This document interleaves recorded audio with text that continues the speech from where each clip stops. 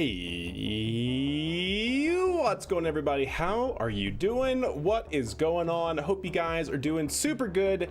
We are kicking things off immediately into some more Kerbal Space Program. Sorry for the long intro. Had to get a cup of coffee before we started, so cheers to that, chat. Yes, very good, very good. All right, so we are going to pick things off. Quick disclaimer, chat. It was scheduled to do the Spark community payload review today. However, I got home a little bit later than I was hoping I'd be able to. And so even though I know who the winners are, I don't have it in a viewable format for everyone. So I think we'll push that to Wednesday and we'll review everyone's showcases on Wednesday. I think that's the plan. But yes, I do know who the winners are, and good stuff, chat. Very excited to start using that here in our space program. But anywho, tonight is going to be all about well, there's going to be two things. One, there's going to be a shuttle mission going up to Capstone Station, and two, there's going to be probably like 3 missions out to Minmus. I don't know how much of that we're going to get done tonight, but that is the goal. Let me put it like that. Hopefully we can get it all sorted. But the first thing I want to do is probably launch a shuttle out to our Capstone Station. If you guys were here last night, we actually returned our expedition crew to Capstone, or from Capstone, I should say. Using our space shuttle, they returned safely back to KSP proper. From this station right here, what I want to do is send up another crew, another expedition up here to this station, and then from there, probably starting on Wednesday, we'll do a bunch, well, not a bunch, we'll do probably a couple resupply missions up to the station as part of the CRISP contracts. So definitely got things to do here for sure. All right.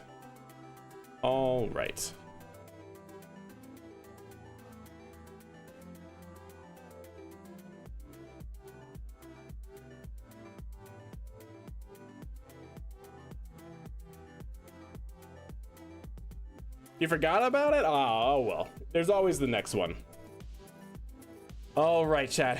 Have you disposed of the ETV? Not yet. That will probably be on Wednesday.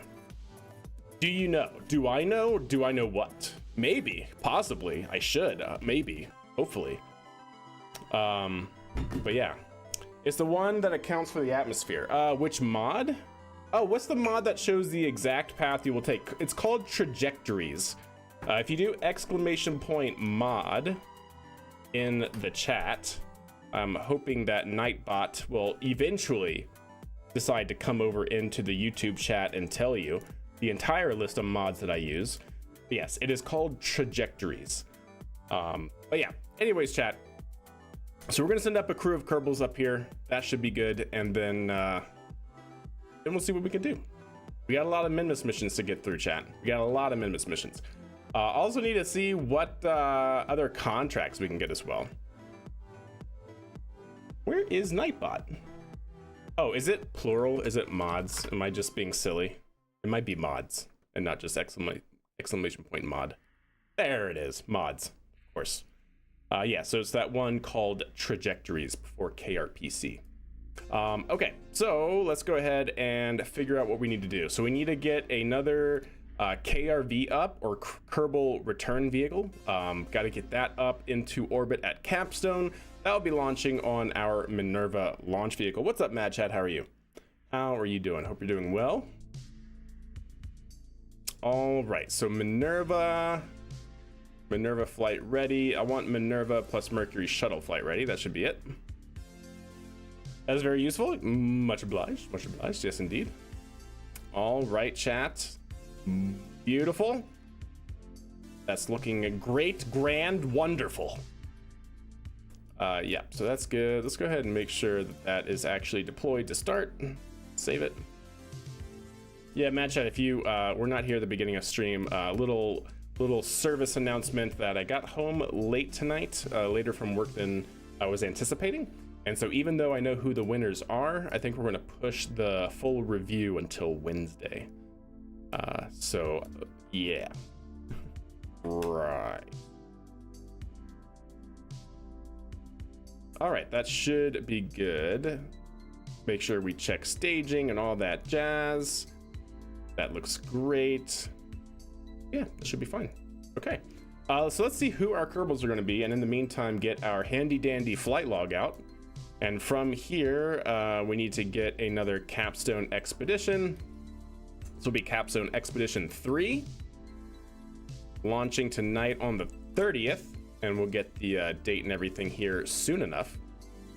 We need to get the Kerbals. This is also going to be a Minerva mission. Minerva, that's 25. That's an RS mission. That's another Minerva.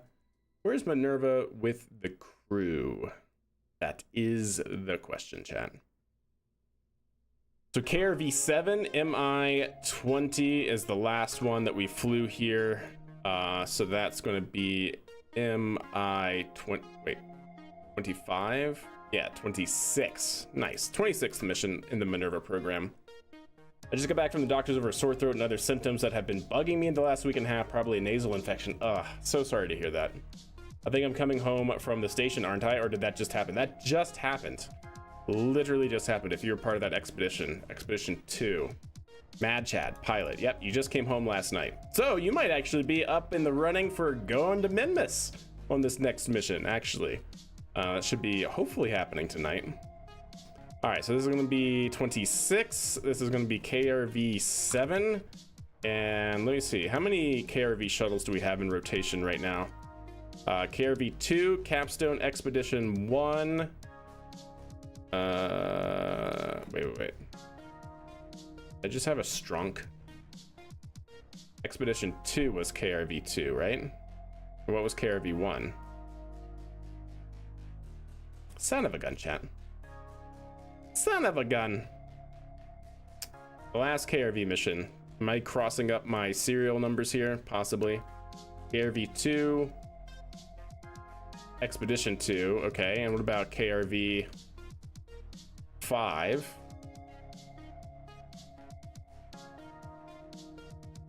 Launch KRV-1. KRV-5. Oh, that was the polar orbit mission. Okay, cool. So KRV-2 has done both expeditions. Cram 2, yep. And then we have MI-20, Capstone Expedition 2. So KRV-1 is going to actually be doing MI-26, Capstone Expedition 3. So far right now we have 2 shuttles in our program, if you will. It's only for lore. It's only for funsies that we're actually tracking it. Actually, did I get that serial number right on that mission? Documentation, chat. It's important. There we go. Yep, 26. All right, we'll get our new crew here. MI-26 is fine. This is going to be KRV-1. As part of Expedition 3, and delete that. Awesome. Okay, let's pick our crew members out and we'll go from there.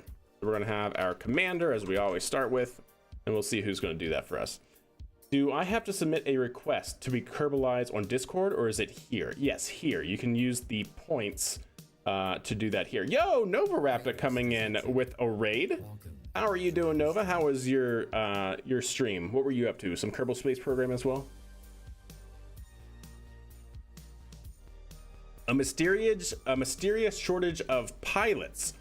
I don't know what you're talking about. No, I don't think so. I think that sounds wrong. So we're gonna have Funslinger going on this mission here. Yep, what's up, Nova? How are you doing? Hope you're doing swell this evening. Let's see, Mad Chad, you just came home. You need to cycle. Moist just came home as well. Sir Nulty just came home. They got stranded. Let's see. Pickle, we could send up another mission specialist. Now, I'd love an engineer.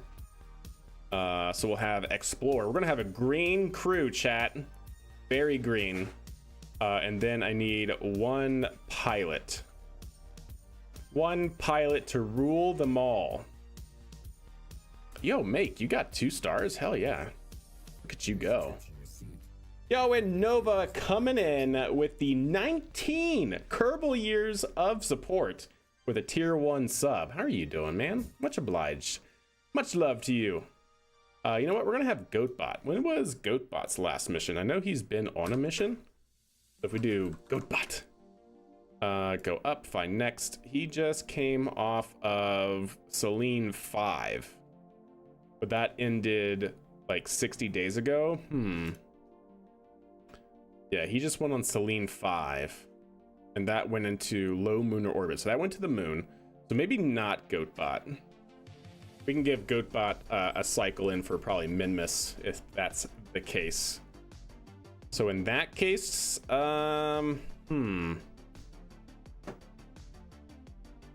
if not them, I need a pilot Snackless. When was Snackless's last mission?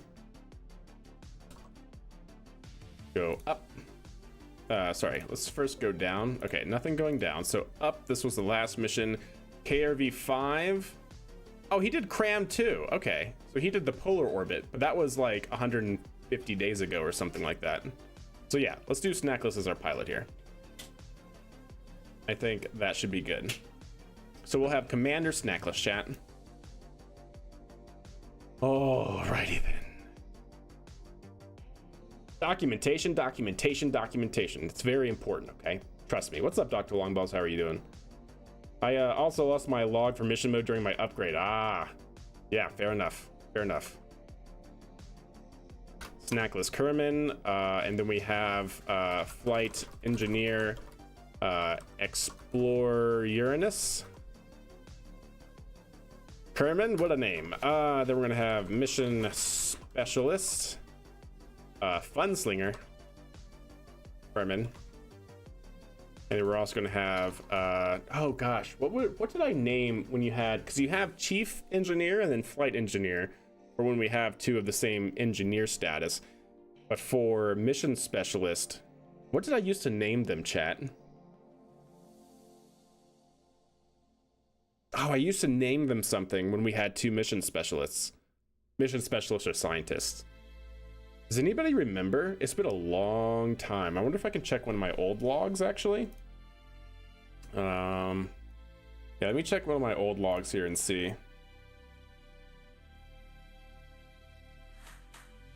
I2 orbital, maybe? Maybe it has it in here. So let's look up Specialist. Nope, not that. Don't match case, go down. So we have Mission Specialist, Gunslinger. Chief Engineer. Okay, so not there. I think it was Flight Officer. That's what I was thinking it was. It was actually called Flight Officer. Ossifer? I swear, Ossifer. I'm fine. I'm totally fine. Mission Specialist. So yeah, when we have 2 mission specialists, one of them becomes a officer. As far as I remember. That sounds right to me.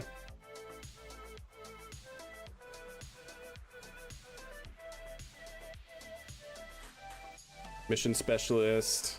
All these mission specialists. I guess I didn't really do it that many times here, huh?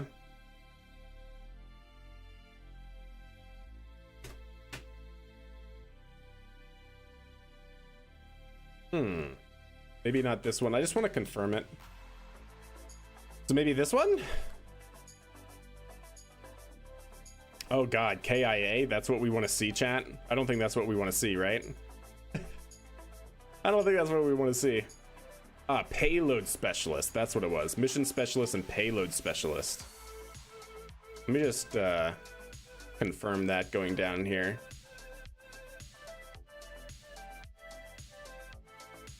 Flight, co-pilot, pilot, yeah. Mission Specialist. Flight engineers, lots of engineers on that mission. Chief Engineer, Flight Engineer. Man, we just didn't carry a lot of multiple scientists, huh, chat? Technology Officer. Could be Tech Officer, too. I guess it, yeah, Payload Specialist. I guess it could be anything, chat. It could be anything. I do have 4 stars. I think it's because when I created your thing, I forgot to turn down the stars, so just left you. Is your guy Pickle going? Probably. We'll see. I can't confirm it just because we're not doing that yet, so I might forget unless you're here to remind me. But yeah, definitely in the running for it. Yeah, don't forget to kick Valentina out. That's right. Yeah. Okay. So I think with that we'll do technology officer. Technology officer Pickle. Oh no, I'm sorry, you're going up on this mission. That's what it is. You're going up on this mission. So you will not be available for Minmus. So unless you want to be available for Minmus, maybe we can make that happen. And I can instead carry out Panta Kerman. Yeah, we can do that if you want to be kicked from this. So then we'll have Chief Engineer Panta Kerman. So take you off of that. And well, actually I can clear this now. So perfect. Clear that out because I have my crew chosen. We'll copy that, move that up here. All right. KRV1. Very nice. KRV1, Expedition 3. Not a complete success. We haven't flown yet. Overall mission is going to be 118,674. Okay. That seems good to me. This should be KRV7, yeah. Oh yeah, that one was also a complete success. Okay, I like it, chat. Let's do it. So first and foremost, make sure all crew is evacuated. That should all be good to go. Let's go ahead and save it. Staging should be fine, and we'll go ahead and, well, actually, let me just quadruple check staging here. Yeah, staging looks good. Save and launch. Cool. There we go. Since there's no additional payload, yeah, that's true. That's fair. That's fair. All right, well, let's see what happens, chat. Fingers crossed. Fingers crossed.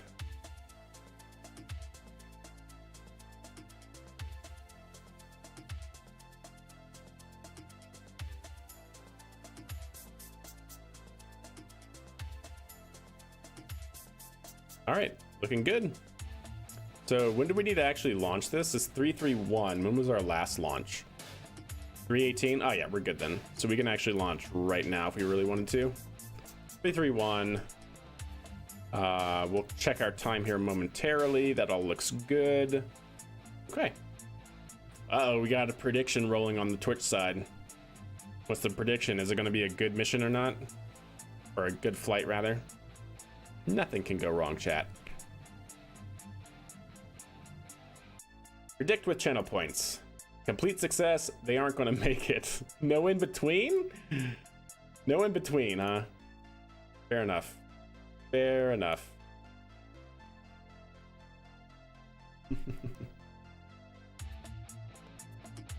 Okay, I like it. I think that's good to go. Let's actually go until daylight. Early morning here. There we go. Cool. Now that that's there, let's go back to our Space Center. Actually, before we do that, yeah?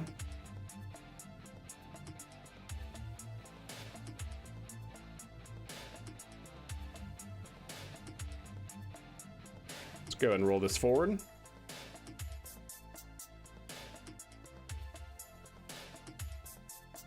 But my hopes are high. I feel like these usually go pretty well. Always questionable, I suppose.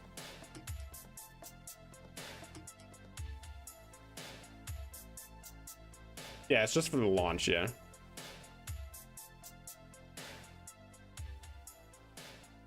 Okay, that seems pretty good. Let's bring it back just a little bit.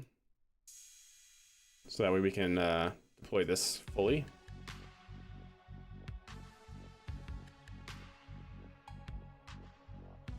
Yeah, something like that. Okay. Good. I think we're good. All of my channel points. Do it. Do it. Okay. That seems good, chat. What sort of camera angles we got? All right, so that's coming off the elevator. That's a good shot. That's a good shot. Yep, got the engine ignition.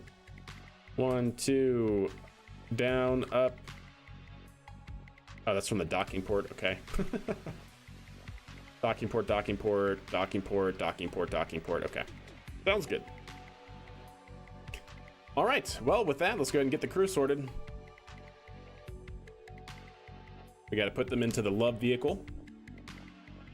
They got to share the love vehicle, chat. You know how it goes. The astronauts, they have to bond before the flight in the love. The light utility vehicle, I mean. The LUV, the love vehicle. Yeah. Hey, Super Ham, how are you? You like the fins on it? Yeah.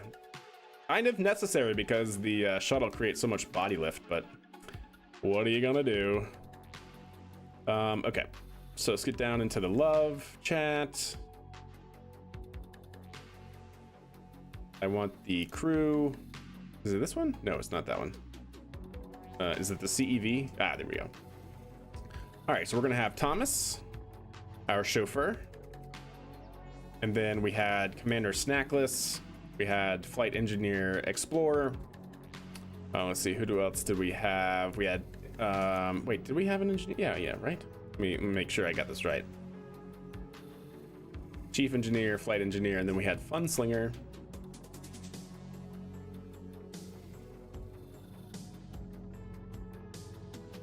Wait, what? Oh, okay. Oh, he kicked. He kicked out Kenta. There we go. All right. Sounds good. Go ahead and launch it to the runway. How'd you make the decoupler for your deep space capsule? The decoupler? Which, well, decoupling from which part?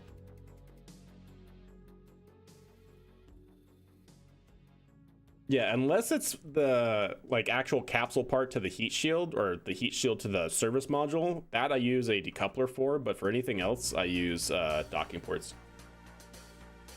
Yeah, what's up, Merilith? How are you?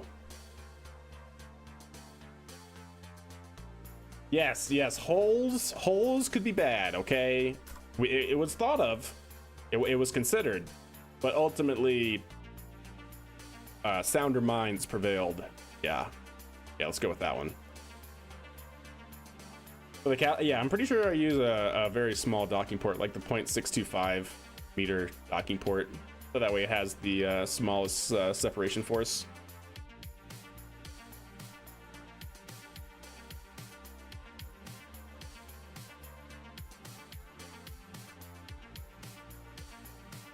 All right, they are rolling out, chat.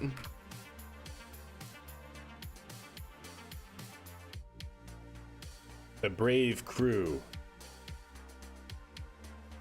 The brave crew are heading to their destination.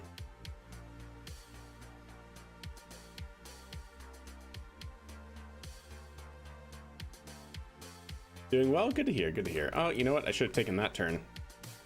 That's okay, we'll go across the grass. A little off-roading never hurt anything, right, chat? Thomas is a wild chauffeur.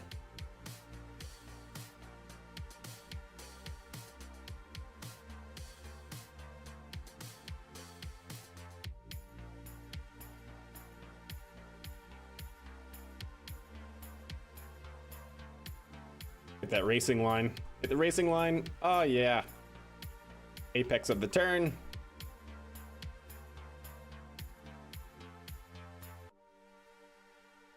Nice.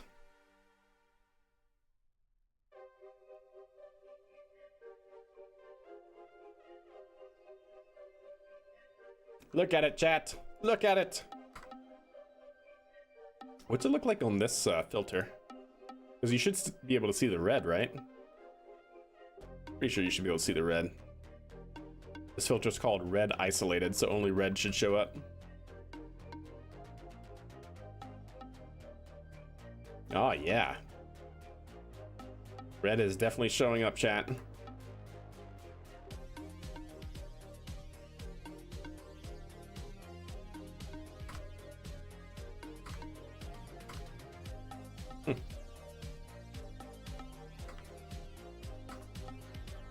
Nice. Well, looking good, chat. Crew has arrived.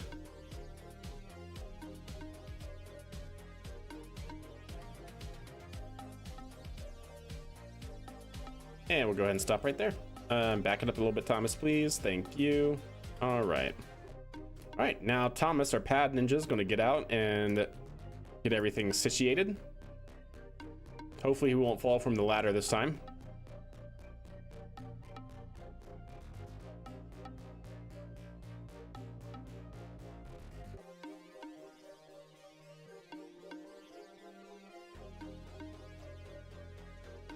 And away we go.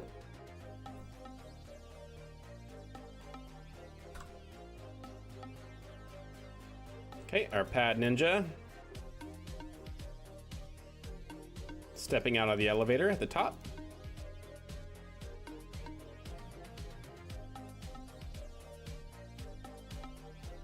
Nice.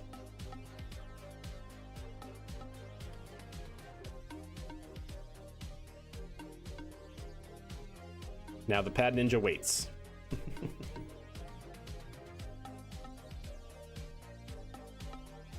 All right.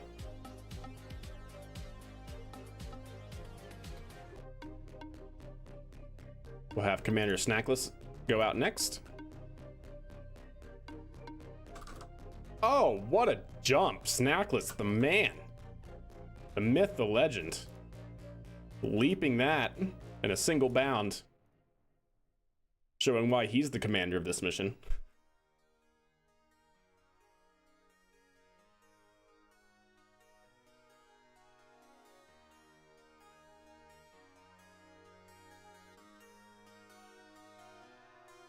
Now we'll have Chief Engineer Panta. See if he can do the same. Follow up Snackless. Nope, already off of a bad start. Good to know. Ah, making it look easy. What's up, Explorer? How are you?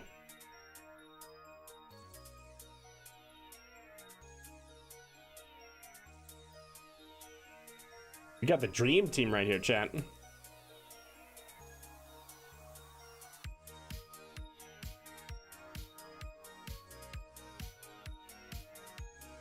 All right, we have Flight Engineer Explorer. Space Marine 2 in his downtime? Yeah, must be. Must be. Explorer getting out of the crew capsule, transfer capsule. Yeah. And he makes the jump as well. Very agile. What an agile crew, chat.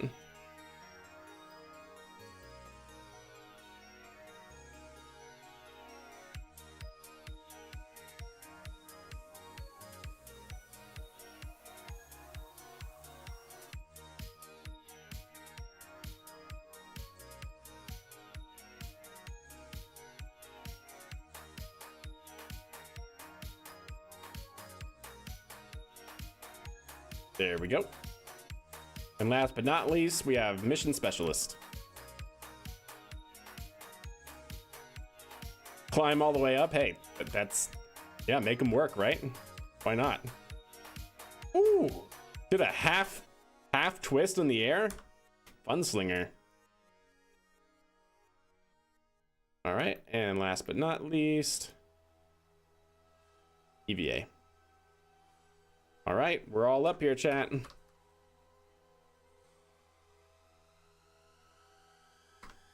We are all up here.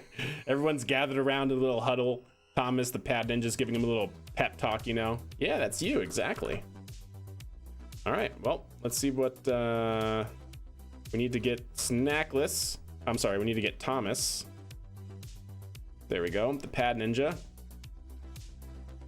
Out over here to help them ingress and hopefully not fall off while he's doing it. That'd be great. Thank you. And we'll have Commander Snackless. be the first into the shuttle here.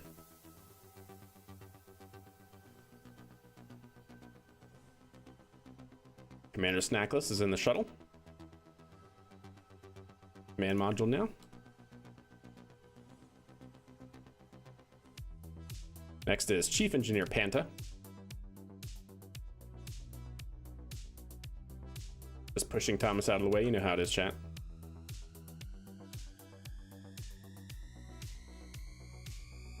There we go. Next is Flight Engineer Explorer.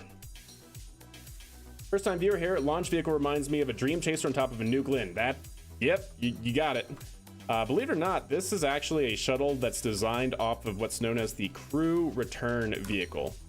So I'll show you real quick what that actually looks like. It's an old 1990s concept. I think it was 1990s, could have been early 2000s, but NASA crew return vehicle. It was designed to be a there we go. Where's that great video of it? They actually developed a prototype. Unfortunately, it never went anywhere. But this was the concept here. This is what we built it after.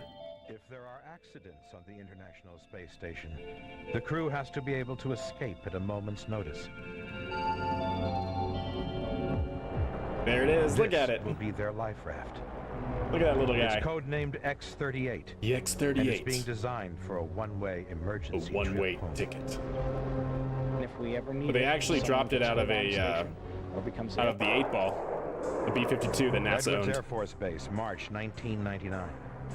Look The at that. X-38 Look is at that being beast. put through its final tests.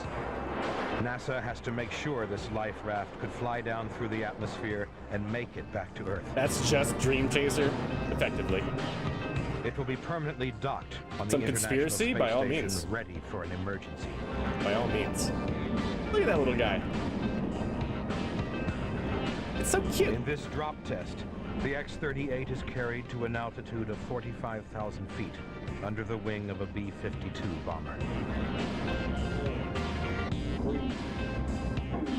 Launch, launch, launch.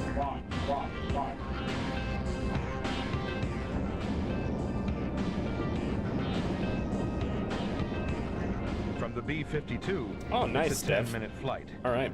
From the space station, 250 miles up, it will take 2 hours to reach the ground. And what's really cool about this vehicle is that because it was designed to be a life raft, it flew under parachute. They built a 15,000. parafoil that had a wingspan like larger than a Boeing 747 or something like that, and it was actually controllable. It actually had actuators that could pull on the strings, and it could literally fly under parachute, which is really cool. So that way you don't have to have a runway or anything. Feet above the ground, a Could giant it fit inside the space parafoil shuttle? is It's a good question. Probably. The wing area of this parafoil, this big square parachute, is as big as the wing area of a Boeing 747. And we What'd I say? release it, it comes up at 100 foot per second out of the vehicle, and we inflate it and get it up and flying and keep everything stable. And that's very unique. Nothing like that's ever really been done. Yeah, exactly, Bone Sister. Look at that. How cool is that? And what we found was people didn't understand the physics involved very well. And by actually embedding sensors in the cloth so we could measure what was going on, we've been able to really understand what goes on in these parafoils. And nice, easy make them a touchdown. very reliable device. But yeah, 90s engineer crash mustache, landed. isn't it What we said, fantastic? when we release it, it comes up at 100 Isn't foot that per a great second out of the mustache? vehicle, and we inflate it and get it up and flying. Look at that. Look at that mustache. X-38 program, NASA. Yeah, that's an engineer's 90s mustache for sure. But anyways, that's what we designed this little guy from. And we kind of Kerbalized it to our own uses. And then yes, for this, definitely took inspiration from New Glenn on the on the wing area.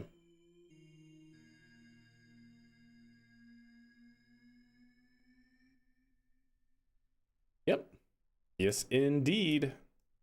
Yeah, we actually built the Dream Chaser in an old save, and we basically took that chassis, which was the same, and then we just really kind of just reconfigured the wings and added this back piece here to give it that rear flare that the X-38 had. But yeah, pretty good, pretty good. All right, so let's go ahead and get our last crew member in here. Gunslinger walking down the bridge as Thomas the Pad Ninja gets in the way. Come on, move, Thomas. Just don't push Thomas off of here, please. All right, crew is loaded up. Looking great.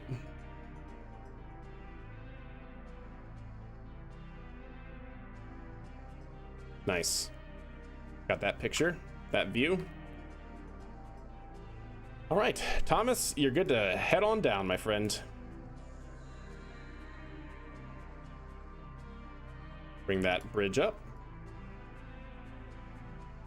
And Thomas is now going to step into the elevator and head on down.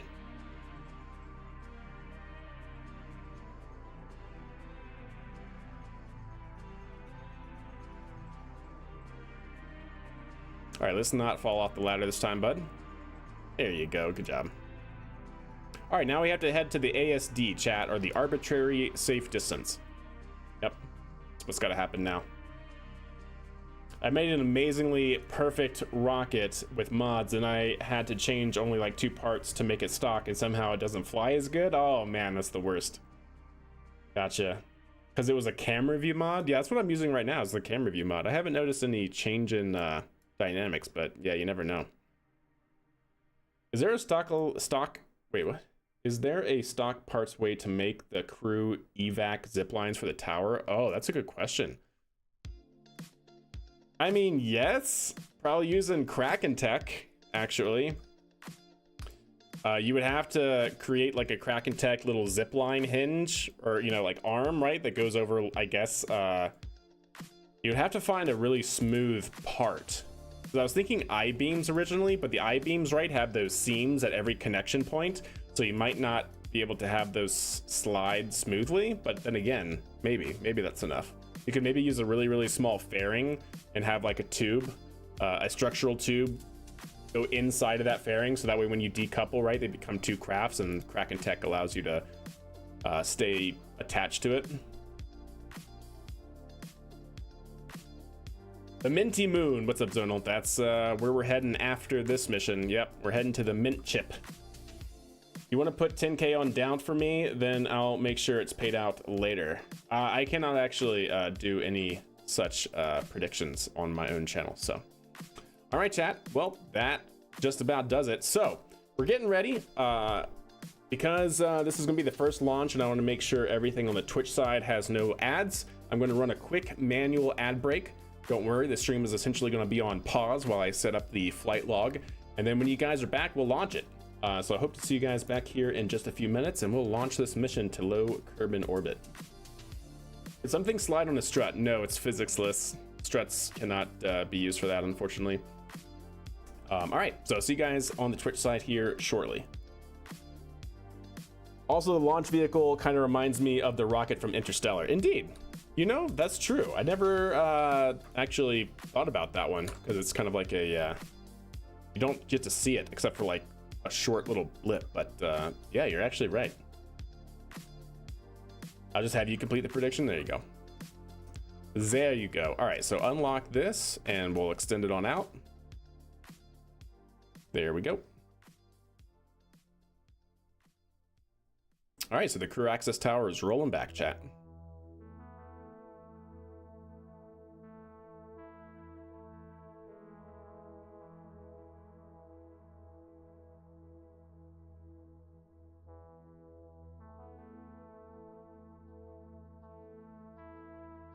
Perfect.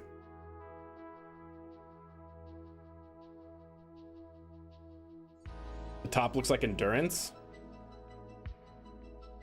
Wait, endurance. Oh yeah, endurance. Yeah, one of the landers. Yeah, what were those called? I know what you're talking about, though. I know exactly what you're talking about. All right, that's now there. Let's go ahead and lock that in. That should now no longer move. Auto struts are re-enabled. We should be good. That is locked, right? That is locked. Perfect. Okay.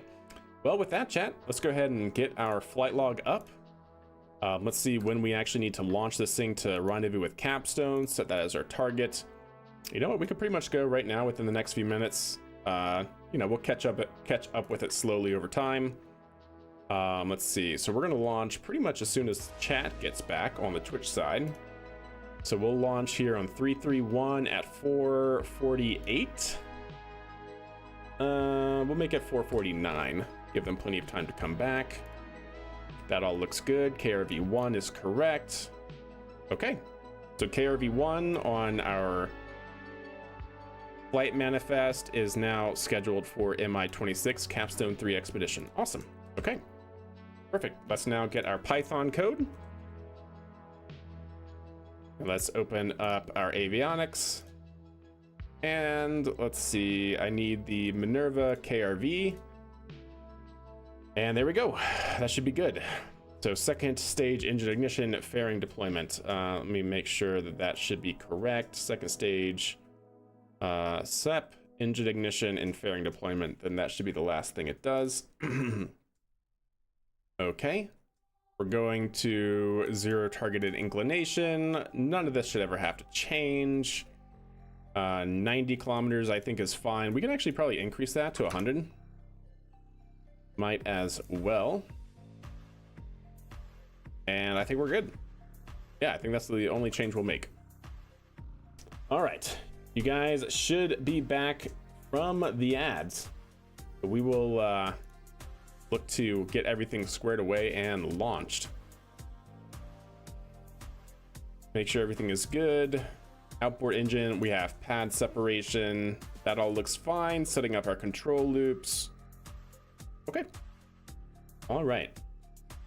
Lander 1 and Lander 2, that's boring. That is boring. That is boring. Didn't the doctor tell Cooper in like when he was talking to him at some point, when he was talking to him about the gravity anomaly, didn't he call it something? I could have sworn he called it something. Because he was referring to his accident, and I could have sworn that he said something like, oh, don't you remember your accident when you were flying Endurance, or, you know, whatever the vehicle was called? Maybe not, but that's what I was thinking. Okay, chat. Can I get a go, no-go poll from chat, please? Are we go for launch? I think we're good. I think we're squared away. We have our flight log and everything up. One quick thing I need to change is this guy right here, because we're going to be expedition start. Capstone 3 expedition start is actually going to be this time. And that should be the last thing that we have to do. That's not the one. This one. There we go. We are go. All right. We are go. We are go on both chats. Excellent. All right. Well, you guys said it. If it goes wrong, it's not my fault. Kappa. All right. Vehicles on internal power.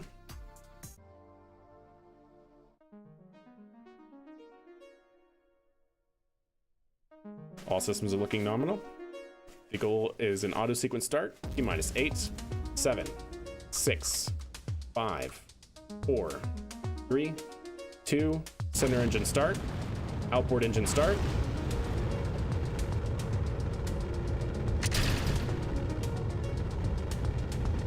Vehicle has cleared the launch tower.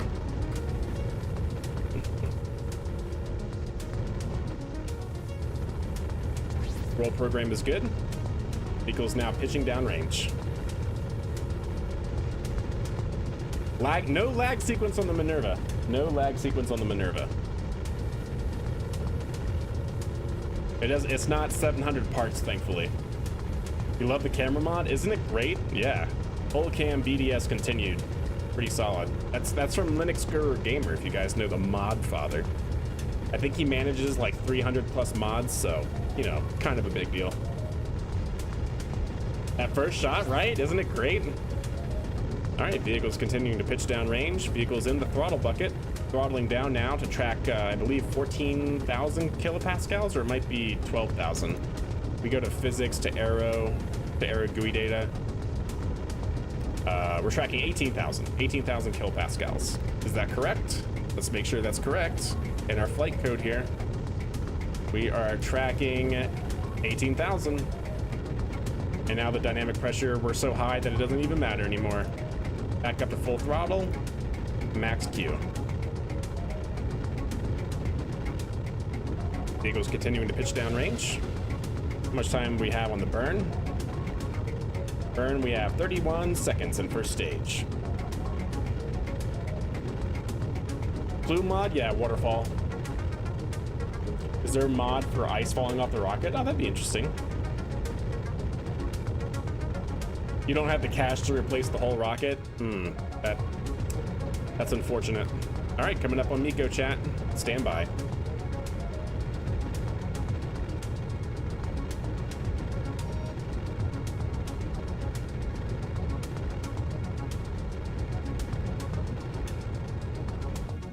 We have Miko. Second stage set and ignition.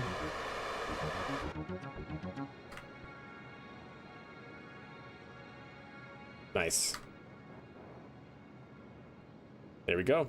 How about that, chat?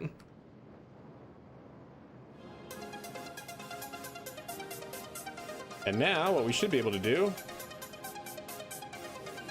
deploy the interstage. Woo!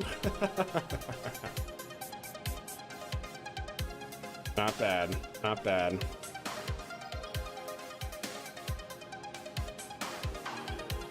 There's our launch abort system right there. All right, we should be tracking around 100 kilometers apoapsis. That's why it's oscillating, because it's trying to track 100 kilometers. Looking good though. I need to remember to lower the gimbal on that.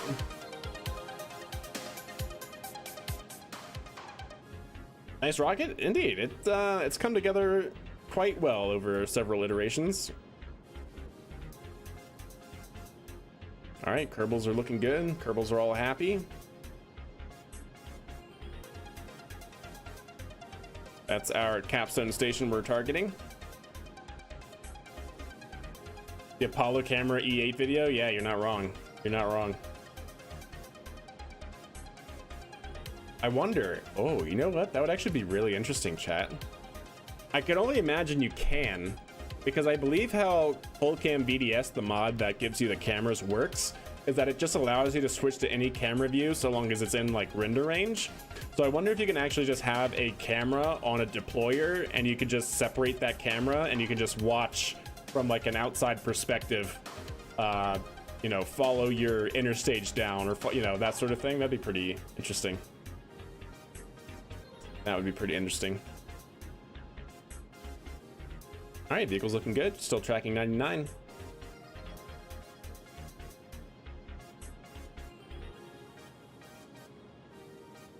You can see our Kerbals here. Oh, I just realized he's upside down. I mean, I guess I knew that, but it's kind of funny. He's upside down because I didn't want him to have a window here, but you know what? I might actually rotate that up so he has a window and he's right side up. Oh no, that's kind of funny. He's upside down, chat. Yeah, I think I might rotate that for KRV3. All right, well, we're in orbit, 100 by 71. Target, that's gonna be, yeah, we're gonna have to go around a couple orbits here to catch up, but that should be fine, no problem. We have 599 meters per second of delta V in this stage. Let's make sure we're not using any of this fuel. We are not. Awesome. All right, well, let's go ahead and time warp around until we catch up to Capstone.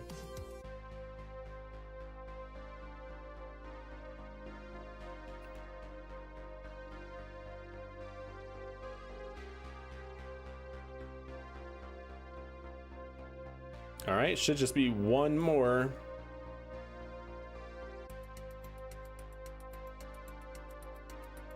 Yep, there we go.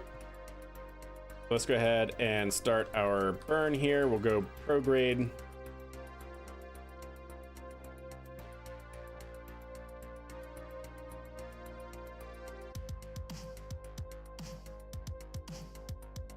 Yep, looking good. And we'll pause it there. And then once we're on periapsis, I need to draw our apoapsis up to 110 or 115. Where is it? Yeah, like 112. Yeah, 112. Okay. Cool. Oh, that's our distance. Altitude 108. Okay, cool. Clean it up with a little RCS control. Get it within 9. 8.6 is as close as we can get. The offset is our orbital altitude between the two orbits. So let's go around to our periapsis. Actually, probably burn right at the opposite side. So we'll burn here, I think, at the ascending node. Again, prograde. And we'll raise our apoapsis up a little bit.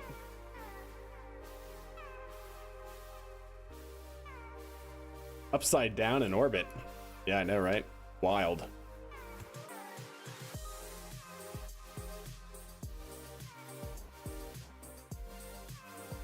right, let's go prograde now. Then we'll clean up this orbit.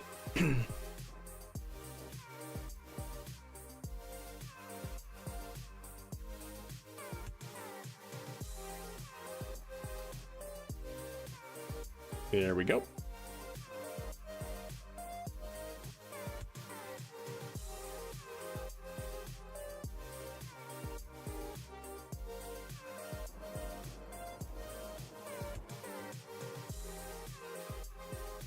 Cool. Yeah, it's just our orbital altitude that's gonna be the change, which is fine. Which is fine, because we're gonna be slightly ahead of it. Our periapsis is lower. Okay. Yeah, 8 kilometers at 28. I'm pretty happy with that. So let's go ahead and warp around to here, because then we can bring our periapsis up, and then we should be able to get into a nice, easy rendezvous point from there. So I don't really care about that too much. Well, yeah, maybe I do.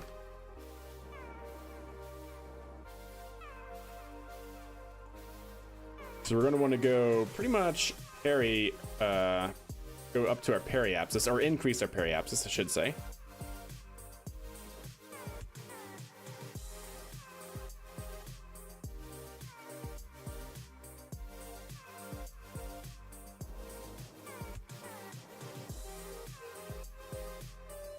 .7. I'll do that. Minor correction. Okay. And then once we rotate to here, we'll do one probably final correction, and then we'll separate the shuttle from the upper stage here.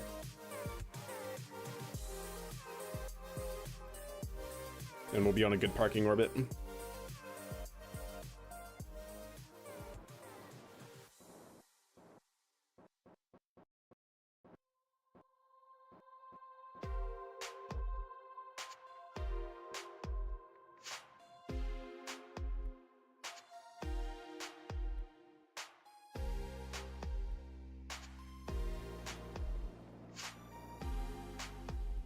Okay. Not bad. Need to go on this side of it. Just about lining up your two vectors there. Cool. Let's get a little bit closer. We're going so slow that honestly I'm not really too worried about it. We're only going to be traveling at 13 meters per second relative, so let's go ahead and separate after we null our rates and decouple. There we go.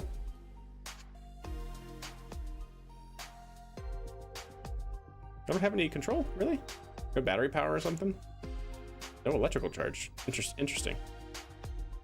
And does this have electrical charge? It does. How does this have electrical charge, but that used up all of its electrical charge? Not really a big deal, but kind of like weird, I think.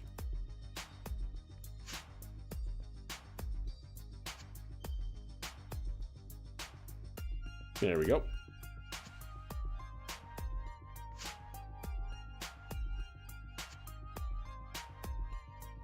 I don't know why that battery was depleting first, but okay. Go ahead and enable our monoprop. There we go. Let's go ahead and ignite our orbital maneuvering engines. There we go. And now we wait. We'll wait till we get a little bit closer now, and we'll do a couple of corrections.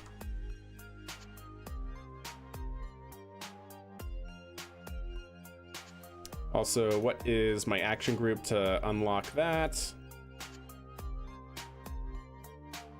2, okay. There we go. Maybe it did, Stev. Is it Stev and not Steve, right? Like, I'm making sure I'm not mispronouncing your name.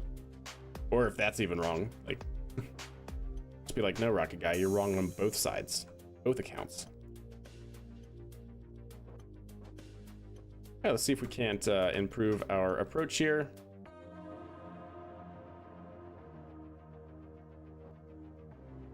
There we go, doing a little bit better.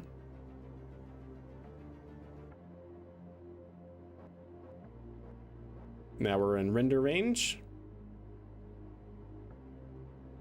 We're within a kilometer. 800 meters, cool. Steve or Stev? Either. So, oh, either? Okay. Okay. Or Steven. Got it. Probably something you did wrong. Yeah, probably. Yeah, let's just go ahead and blame the flight engineer chat. Although technically, if we wanted to be real about it, we'd blame the chief flight engineer or the chief engineer, Panta Kerman.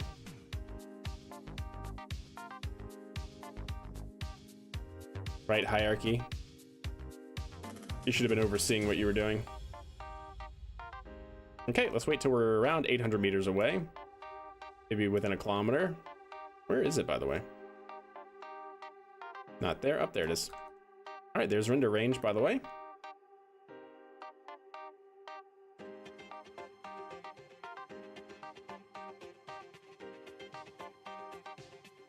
All right, and now from here, I can continue to refine our approach. 700 meters. We're now within half a kilometer on that approach. Yep, going 8 meters per second. That's very doable.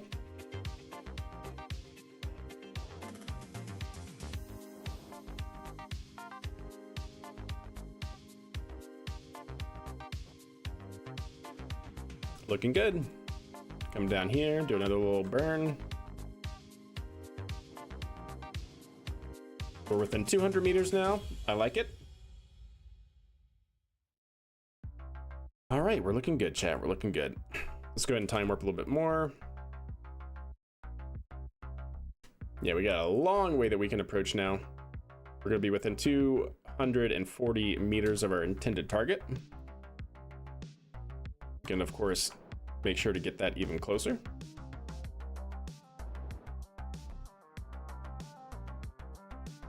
There we go.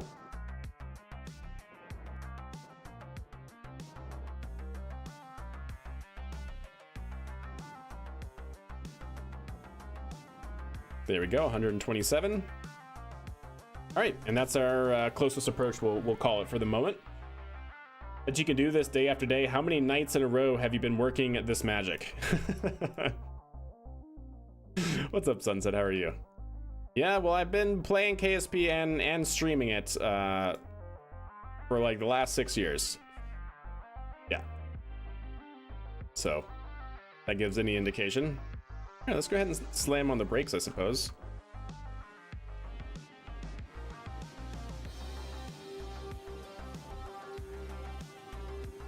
There we go.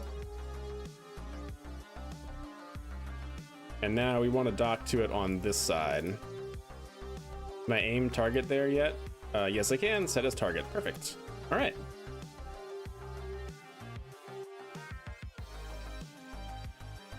Yeah, of course I have a day job, so I've been off and on streaming for that amount of time. It hasn't been like 6 years of straight streaming, you know.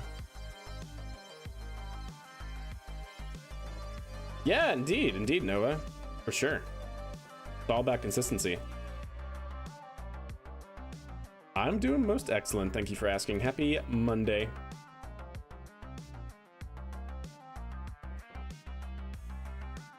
All right, so we're going to dock using this docking port on the back end. No, I'm sorry, not that one. This one on the top of the shuttle. to that point there. I'm just going to rotate around, get us a little bit closer, and then we'll work. We'll work towards getting it. You just hit 160? Hell yeah, Nova. Hell yeah, my friend. Yeah, the KSP community is pretty far out. Definitely best community on the corner of the internet.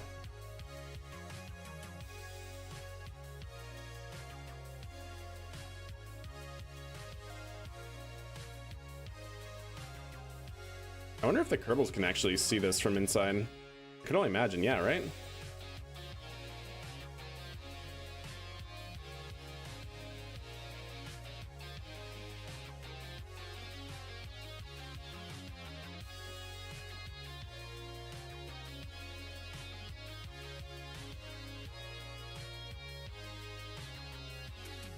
Look at that.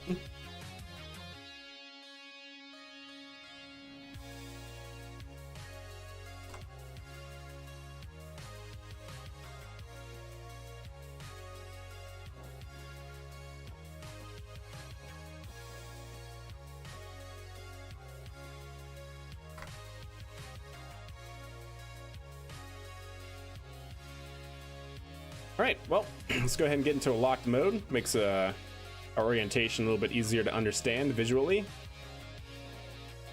And then we're gonna have to rotate. Cool. And then let's rotate.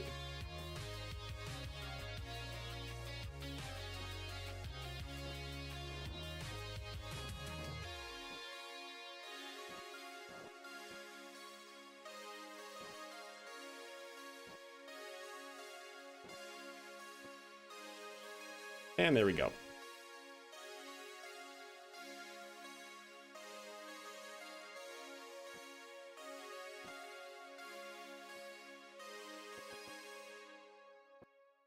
Okay, that seems pretty good.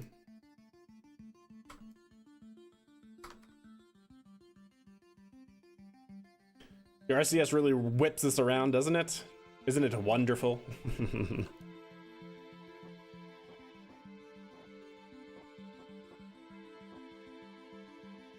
There we go. We're now moving towards it. Just got home at 9:24, yeah.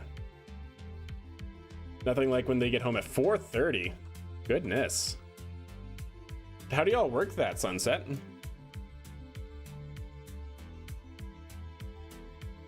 Like, when do y'all start? I mean, I know baking can be really intensive, like all day thing, obviously. Prepping and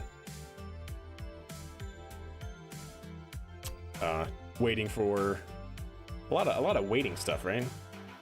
Waiting for the dough to rise, and I'm sure you're doing other things in the meantime and all that sort of stuff, depending on what you're making.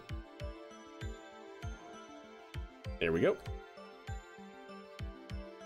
Ah, specific day of the year. Got it. Interesting.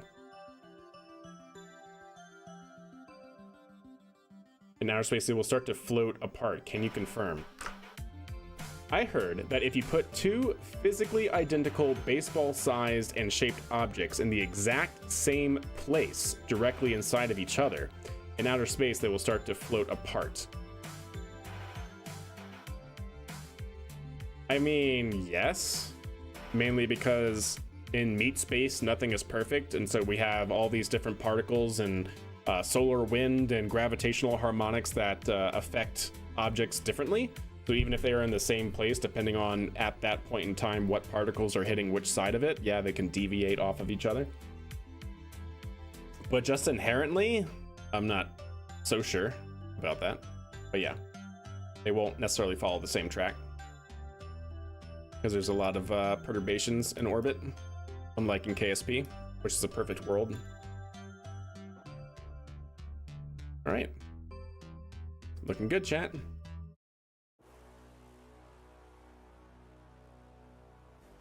Hey, look at that.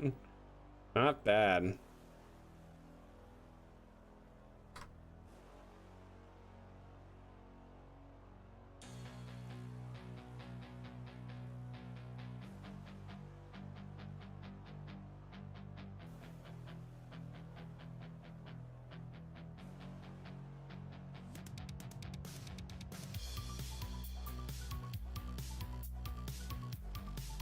Not too bad.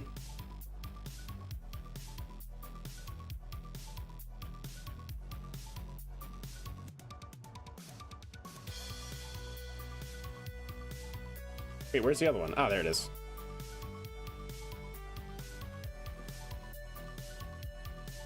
And we have captured, chat. Look at that. Like a glove. Absolutely, Sunset. That space station is upside down, though you can tell this because 1/3 of its solar array is completely within the station's own shadow. Upside down? Well, there's technically no upside down in space, unless you're talking about nadir and whatnot, then yeah, absolutely. Float apart, but also together, you don't really set anything still when everything is in orbit and moving at thousands of meters per second. If you place two baseballs side by side, they are both actually sitting on gigantic thin rings that may represent their orbit. As each baseball reaches their own apoapsis and periapsis, they will move relative to one another, close and further away. Yeah. Ralph Nader. Yeah, something like that. Something like that. There we go, chat. Easy peasy. And we'll take a snapshot. Perfect. I guarantee I would never remember to use the docking camera. I only did it just to get the view, but I typically don't use them. You need free IVA? Yeah. That's what somebody else was talking about too, free IVA. Okay, well, that went swimmingly. Chat, let's go ahead and go to Space Center because we got some Minmus missions. Just like you knew what you were doing. Yeah, I try, you know, I fool you guys, so that's good. All right, let's get this turned around, chat, because now we got to take Kerbals to Minmus. The first Kerbals to Minmus. But before we can do that, we actually have to send out the lander. Yeah, we have to send the lander out there first. All right, return the crew, launch pad, Thomas, all that jazz. That's good, that's good, that's good. Bring it on back. Also, let me go into the Space Center here real quick and go back to that debris, and actually let's call it the debris. Yeah, I think this is our upper stage, right? This should be our upper stage. I don't want to just leave it here. Wait, Max Servo ship.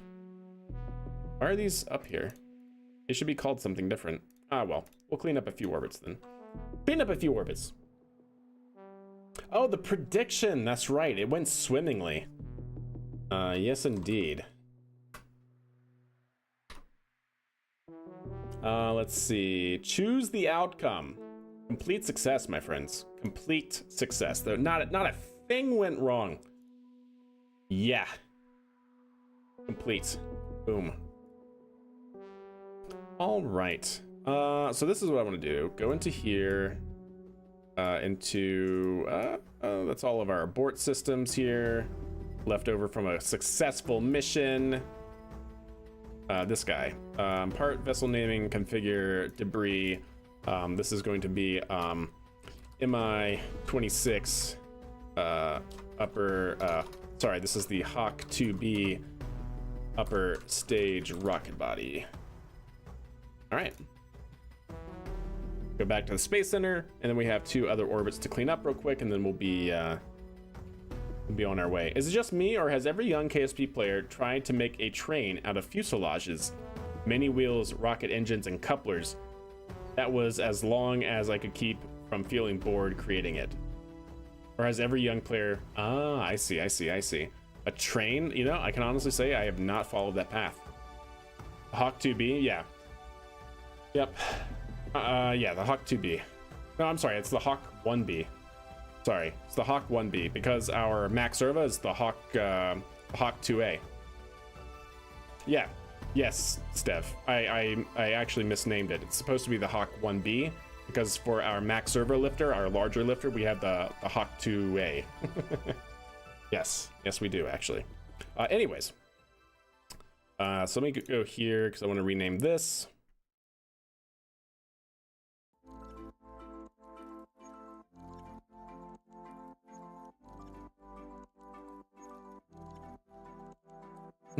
No, I am confirming what you were getting at, that there is. There most certainly is. Does this, wait, why is this not considered debris? I don't... Art? How is this not considered debris already? That's weird. And with this one, configure vessel naming. This is going to be DMNL1 lander. Accept. There we go. Okay. Back to the Space Center. We're good now.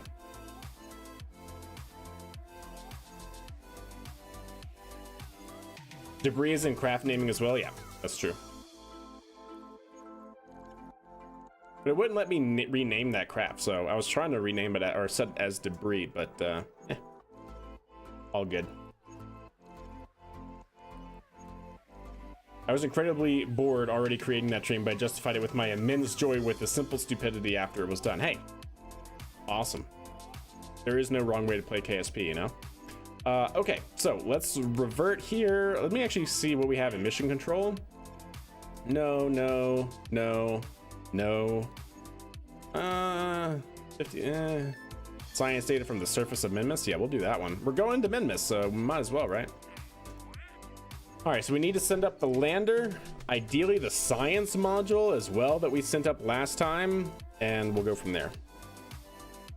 So lander, science module, crew, I think will be the way we do things.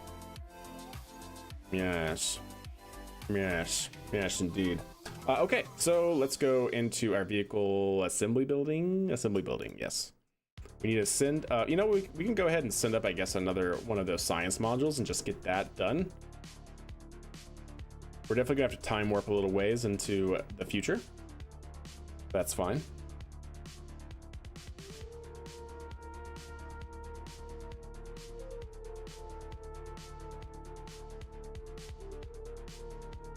So that was a complete success. All right, so this is gonna be max serva 17. Oh yeah, you know what? We should actually probably fix that as well. Fix that craft file before we launch it again. That's probably what we need to do.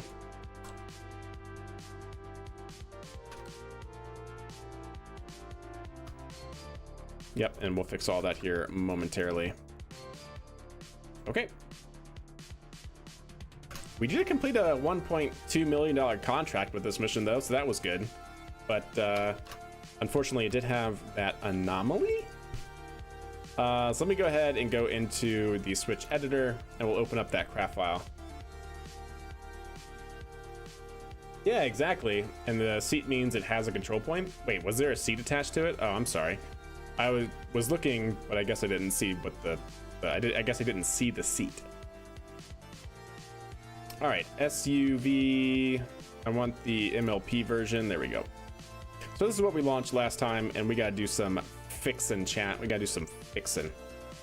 Yeah, I guess you're right. I guess it did have the seat connected to it. All right. So I'm gonna make another variant of this because my mistake, chat, right, was I attached this component to this docking port. So when I decoupled what I thought was the rover connected to this docking port and it wasn't, it was this, it caused everything to explode. So that was bad. That was my bad. That was on me, chat. That was on me. So let's go ahead. Can I make this in 2x mirror on both sides? Yes, I can. Excellent. Okay. Because then what I want to do is take you, patch you. Oh, not on both sides though. It's fine. Wait, what? No, wrong part.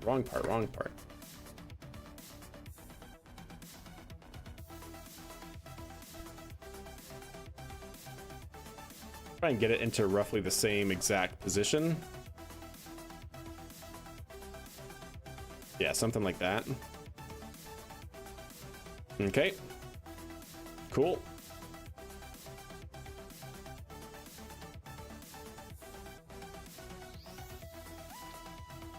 Nice.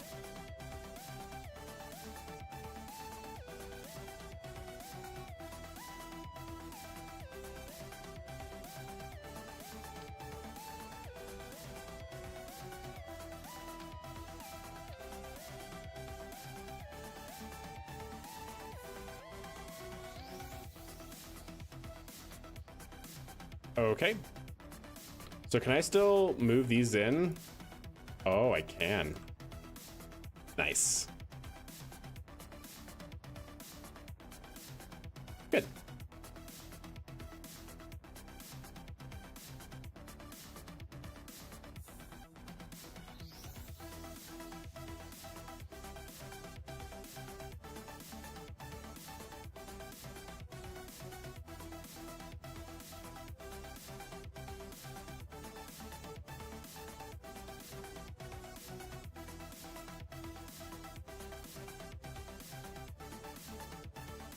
Yeah, I'm just making sure here that we have everything set. Okay. And then you take the other one out.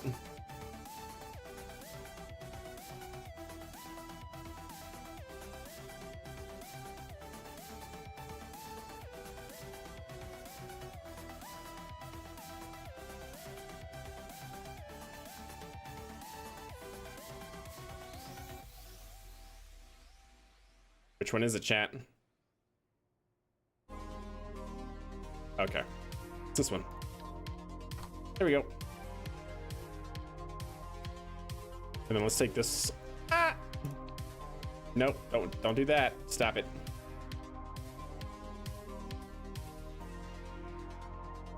Okay, try that again. Yeah. This, please take that off. Thank you. And now that node is open. Make sure we're putting it on the right part.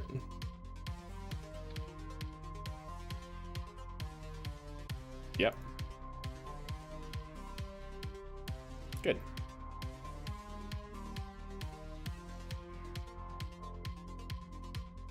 Good. Okay. Go ahead and save that. And then also, I think these, yeah, this one should be throttled down to like 85%, I think. If my memory serves, to account for the offset center of mass there.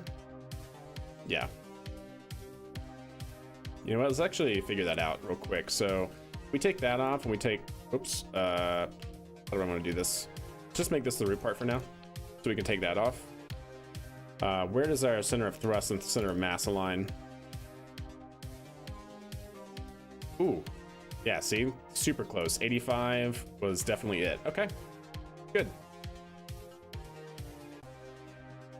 Yeah, 85 should be pretty solid. Maybe even 86? Maybe even 86, right? Yeah, okay. We do that, reload it. MLP, load. All right, bring that back, and then we'll make this 86. Perfect. Save it. All right, we're good. You hope? Yes, I hope. I sure hope so. I sure do hope so.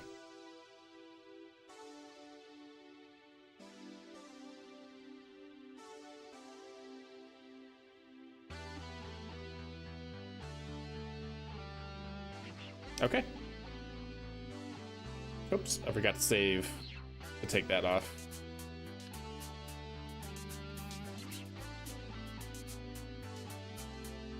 Good.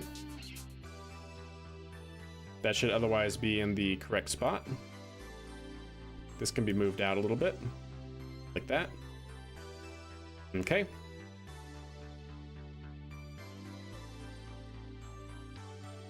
Just in case I didn't save the right version, go ahead and replace that.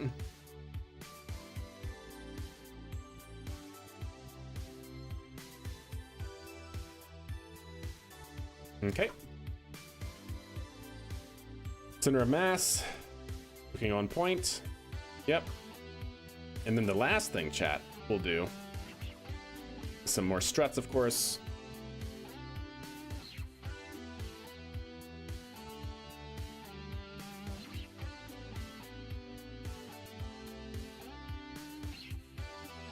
For that. Okay.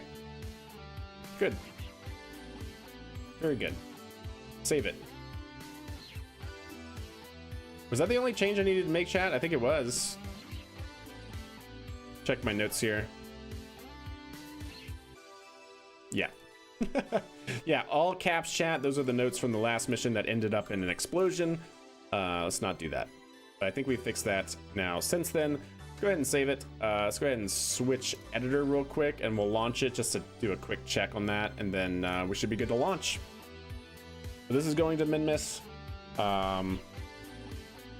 Honestly, we don't even need the kick stage. I should honestly just probably drop the kick stage for this vehicle, but we'll try and keep everything the same in terms of operations and whatnot. Or maybe we just separate it from that.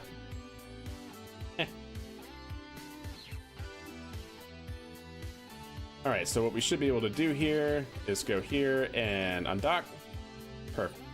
Perfect. Okay. Okay, chat. And then that is unlocked.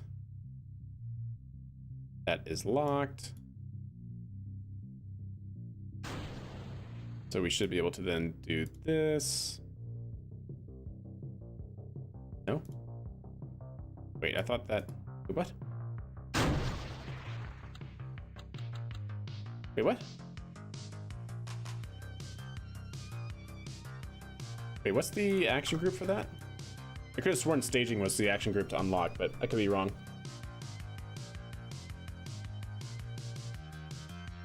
The crew module?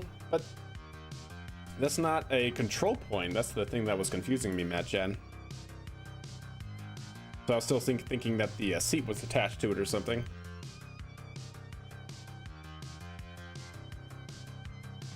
All right, let's go ahead and switch. Save it, and then let's check our action group real quick.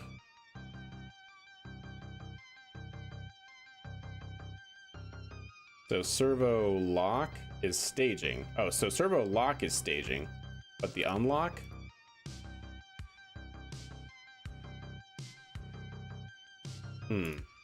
Okay. Honestly, let's just stop this. Stop this silliness, chat.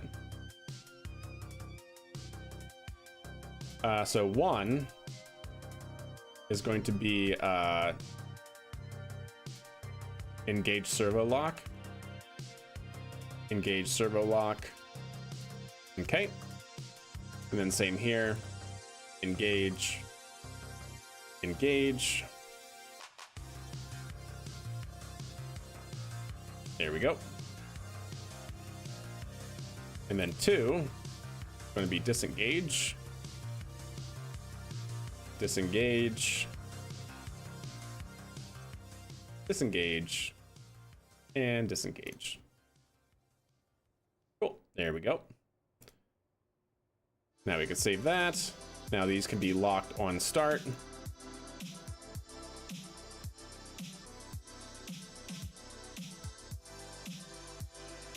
Cool. All right, that should be good now, chat. That should be solid.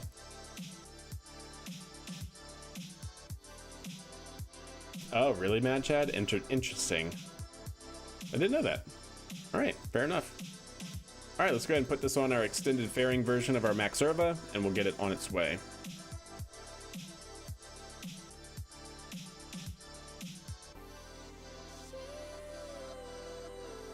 Auto struts are in the action groups. Auto struts, are they?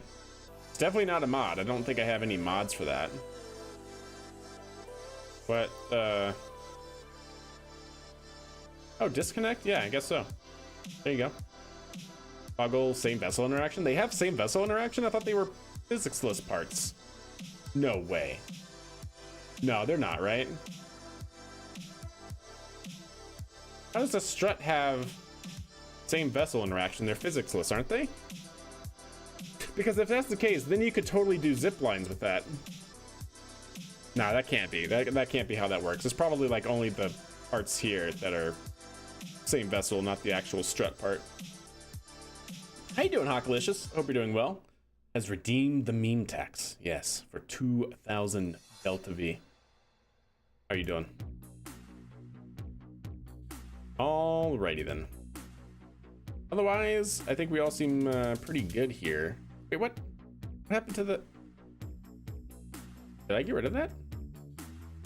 Oh no, I haven't put on the new version. That's what it was. This is the old version. Let's not do that. Don't save. Go to the SPH. Hit the MLP. Merge. There we go. Oh, that's better. Cool. And then we want this to be aligned with the docking port to the best of its ability. That looks great. Oh, why did those get shifted? I don't know if I care. Oh, okay, sure, I guess. Sure. Okay, weird symmetry stuff going on. Good to know. Everything else looks good. Everything else looks good. Nothing popping through the fairing, none of that. All right, let's go ahead and save it. Let's go ahead and get our flight log here ready. We're gonna be at 197,972. This is gonna be the dataless Minmus lander 2 going to the surface as an outpost module. That all looks great. We'll check that here shortly. 331, we're gonna have to fast forward a little bit, at least 6 days into the future. That looks good. Save it. Make sure no crew are on board, because I know Valentina likes to stow away. Check our staging.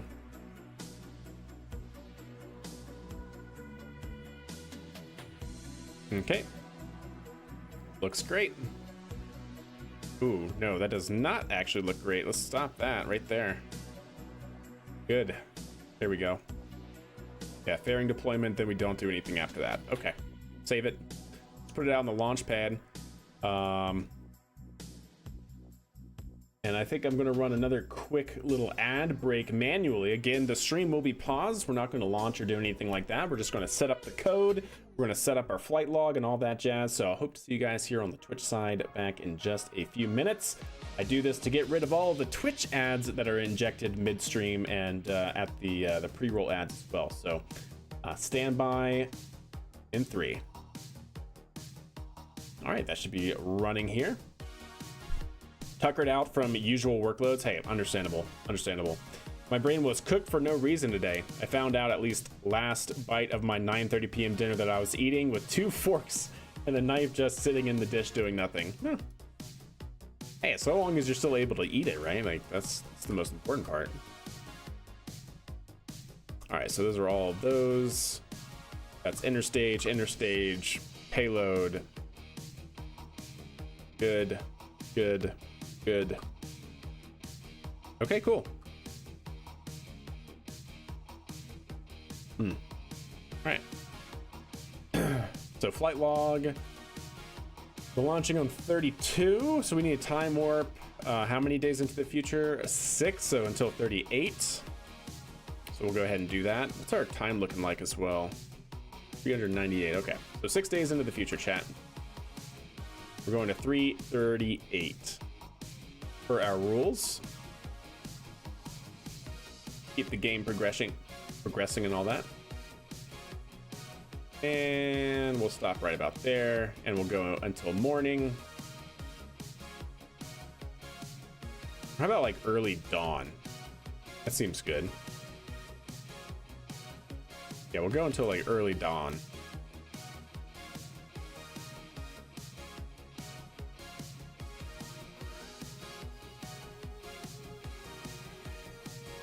It should be soon. So basically just first light here. Oh, there's Eve, big purple giant.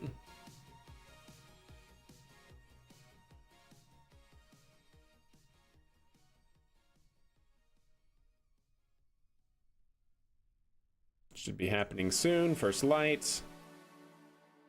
Oh yeah, should be happening very soon. Up there it goes, starting to get brighter. So we'll stop right there. All right, that should be good. All right, excellent, chat. Are they going to keep developing KSP now that the second version has been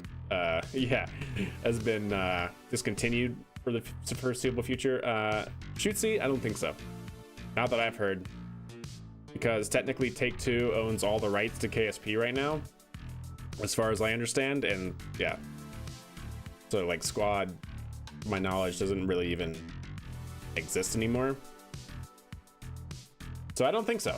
Unfortunately, I don't think so.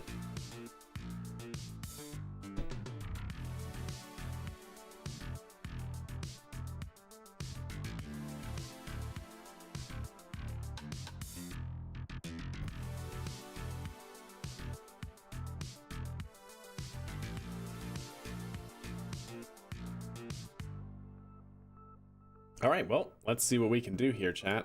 Flight log is looking good. We'll be launching on 38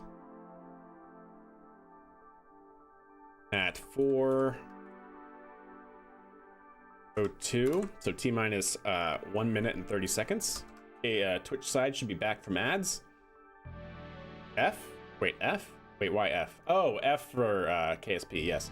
Every time I see that, I have, PTSD from Twitch dropping so much.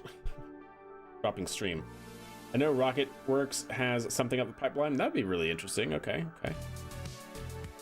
All right, chat, can I get a go, no-go poll in chat, please? We're gonna be launching Daedalus MN-MPL. This is gonna be the Daedalus Minmus Lander 2, set to launch to the surface of Minmus here, in preparation for Selene 6. I believe Selene 6, right? Selene 6, chat.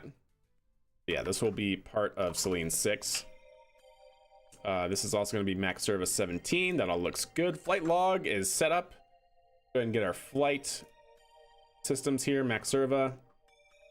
We are going to have to get, oh, you know what? Stand by, chat. We are going to have to get on the proper flight azimuth here, so I am going to have to change the time of launch momentarily. We're going to Minmus, so that's got to happen. Set as target. So again, if you've been following, I basically need to figure out where we're launching from. We're launching on this side. And so if you can take the moon orbit where you can see two lines, and if you can line them up where you only see them as a single line like that, you can then zoom out and then do the same thing for the Minmus orbit. And when you have both of them, both orbits acting as a single, as two single lines, that's your flight window. Basically is acting as a crosshair. So somewhere right about there. So you see the moon orbit is a single line, and then the Minmus orbit is a single line. So now if we zoom in, let me actually do that with respect to, not the moon. Oh my God, let me do that with respect to Kerbin. We'll do that again just to quadruple check. Yep. So we want to launch, our flight window is when we're right here. So doing that, and we need to go north or south. Minmus is going orbit down, so we need to go south to -7 degrees. I think we're already tuned to that. -7, yes. So let's go ahead and get up on that flight window here.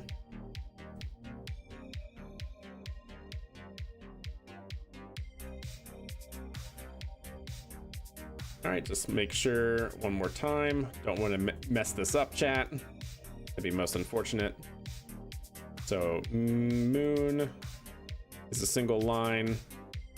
Now so is Minmus. Yep, we're pretty much right here is where our flight window starts to line ourselves up on the proper flight azimuth for Minmus insertion.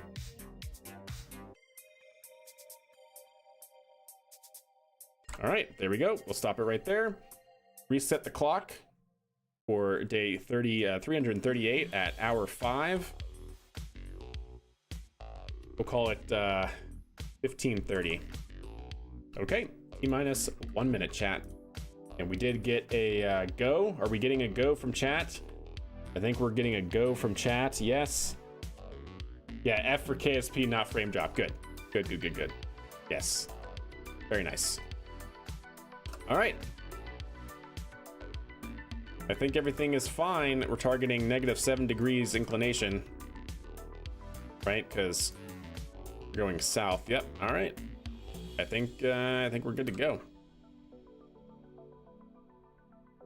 T-minus 40 seconds.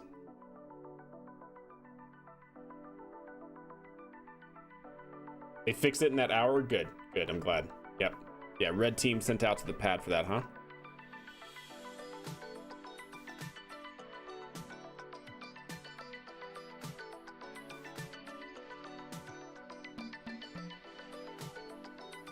Cool. There we go.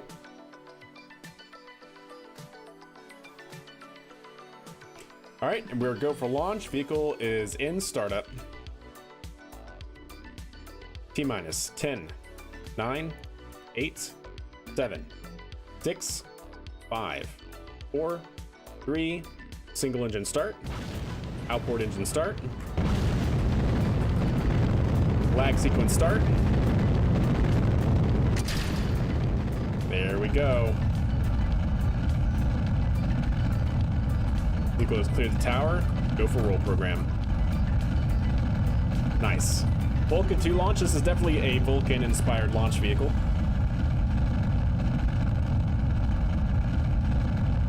Oh, are you talking about the Vulcan launch? Yeah, the certification launch? Yeah, sorry.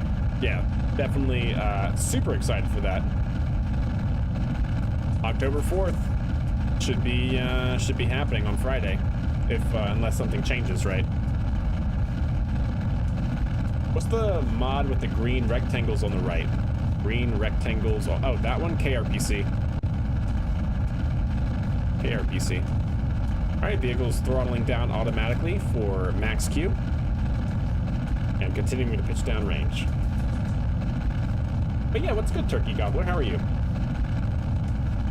Hope you're doing it super well.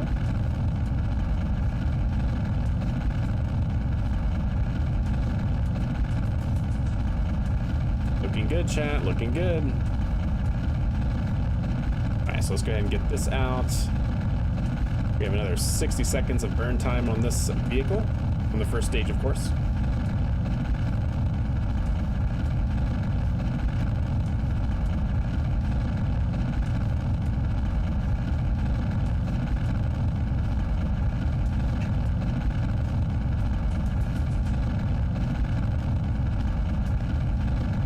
Mountain bike. Ooh, I am not a biker. Oh, no, no, no, no. That is not me, unfortunately. That is not me, unfortunately.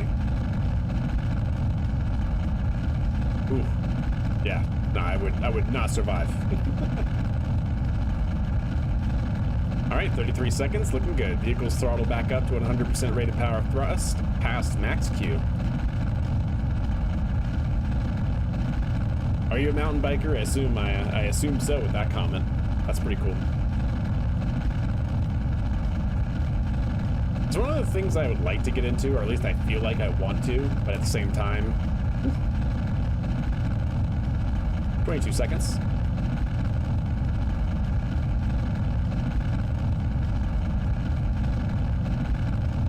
Rough or good? Yeah, exactly. All right, coming up, 15 seconds, chat. I gotta find where our inner stage is. There we go.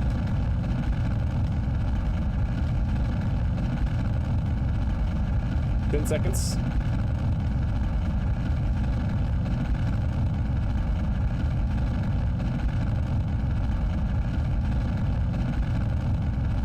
Stand by for Miko. Yeah, okay, fair enough, Gobbler, fair enough. All right, there's Miko. Stage 2, separation.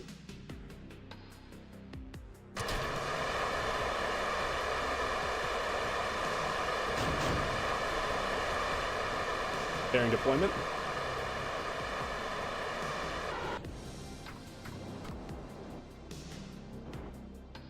Ooh, look at that, chat.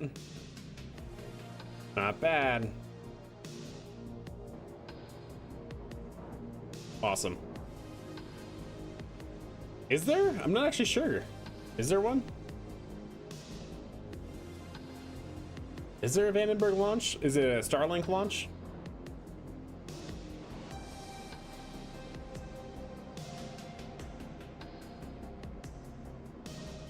I know there are Starlink missions. Maybe not. Cape, Vandenberg. Not until Friday, perhaps. Not until Friday, perhaps. You love that, isn't it good? Indeed. Super heavy style? Yeah, probably.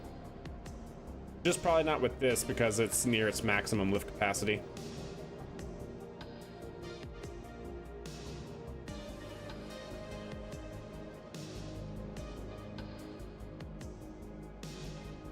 Checking out all the camera views. So that's that one. Okay, cool. Yep, vehicle's looking good, I think. What's our inclination at? 9.8, okay. Could be better, but it's fine for the moment.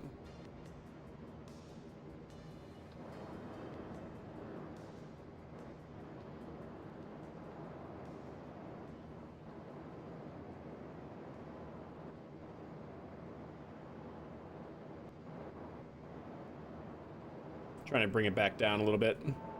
So I'm manually inputting these controls here, which I'm fighting the controller a little bit, but it's okay.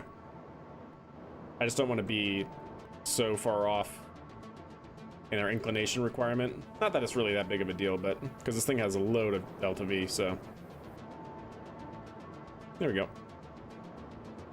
That's a little bit better. Within 2 degrees, ideally. What's our target orbit here?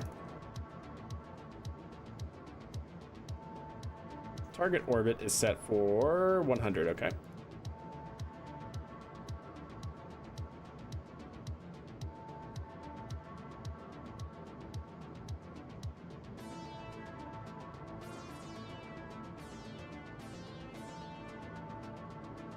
Is your Python script controlling the second stage now? Yes, yes it is. I can still input some manual control to like kind of fine tune it, but yeah, for the most part, it's controlling everything through the second stage right now.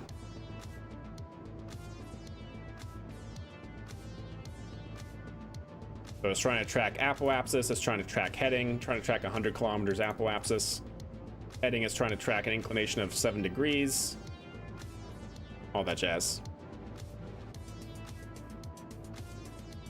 Yep, doing pretty good.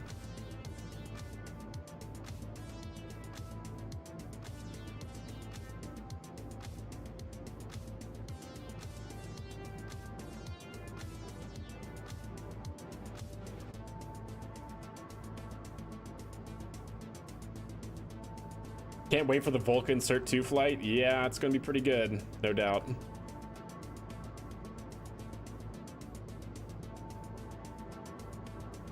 All right, we're looking good. We're about to achieve orbit here.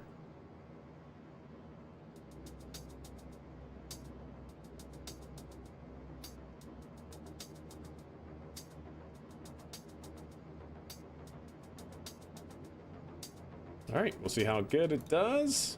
99 by 60, pitching down. 100 by 99, 98.9. I'm good with that. Average of 100 kilometers.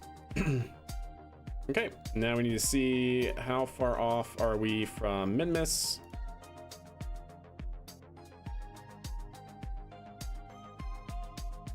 .6 degrees, I can live with that.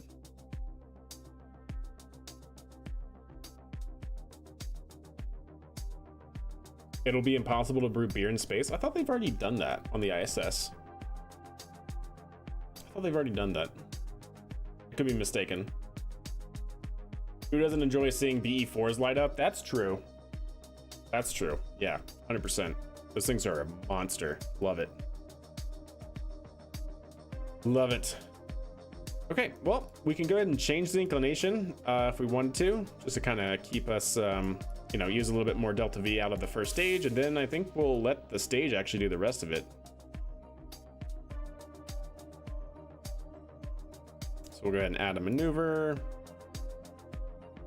Oh, of course, always do it the wrong way at the first. There we go. All right, 24 meters per second here. 2-second burn, we'll use the upper stage for that. Yep, that's all good. Fine. Okay. The Vulcan flies, the better New Glenn will perform. Yeah, the more Vulcan flies, yeah, the better New Glenn will perform. That is true. New Glenn.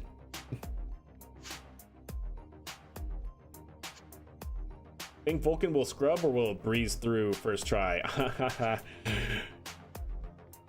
That's a great question. That should totally be like in the run for betting, you know? Man, with a track record of ULA, I think it'll scrub at least once, but we'll see. I mean, that's not a knock on ULA. That's just, you know, they historically scrub their flights at least one time. But we'll see. We'll have to see, chat. Yeah, no, all good. Actually, when you brought that up, I was thinking it was the Starlink mission, but maybe they moved it back tonight or something, you know? I haven't been keeping track of the launch schedule as closely as I sometimes do. Instant 100 first time? Hey, all right. You can't do a Twitch prediction for that? That's true, you can't. They're just very conservative. Yeah, like I said, not a knock on them. Just, it is a statement of fact that they do scrub at least once on many of their past missions.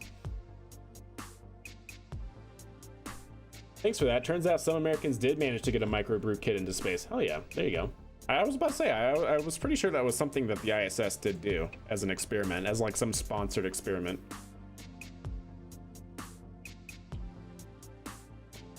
Falcon's grounded until after Crew 9, or because of Crew 9. Yeah, it was kind of interesting, right? But I don't think it'll be for very long. They just have to figure out why they're not hitting the mark on their second stage deorbit. Nolan Bot told me it's happening. Perfect. Good. Yeah, understandable. He's so unreliable. All right, well, we're lined up here. Let's go ahead and warp around, and we'll get this 2-second burn out of the way. We'll separate from the upper stage of Max Serva, and then we'll do the rest of the mission towards Minmus. Sponsored with Coors? Yeah, I figured. Coors Light. Colorado, baby, all the way. All right, looking good. 22 seconds. Did EJ buy some? Oh, I have no idea. Did he?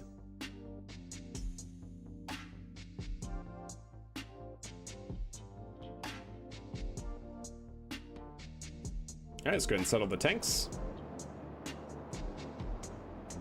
And let's start our ignition.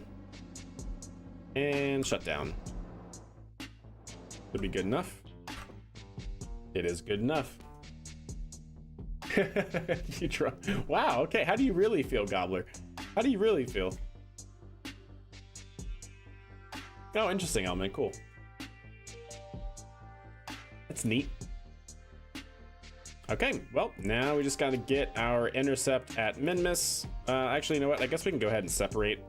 Only 268 and only 168. I kind of want to test this being able to do everything by itself, because believe it or not, chat, this thing has like 2 kilometers per second of delta V, and I think that should be enough to get us out to Minmus and landed on Minmus without really any problem. So, yeah.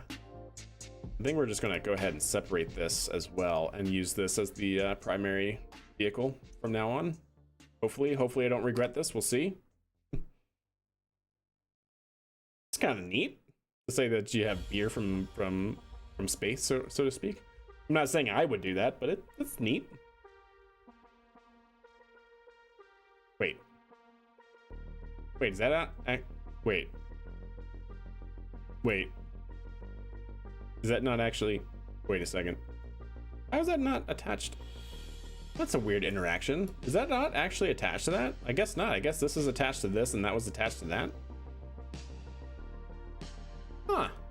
All right, well, fair enough.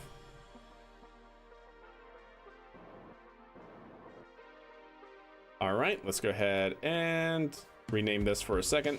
Actually, how do I want to do this, chat? We got plenty of time, so might as well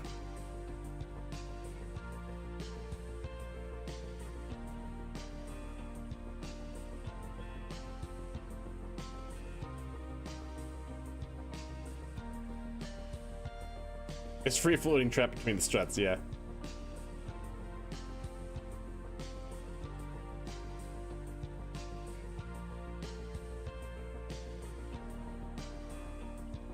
Oh, this is bad. That's fine, chat. Don't worry about it.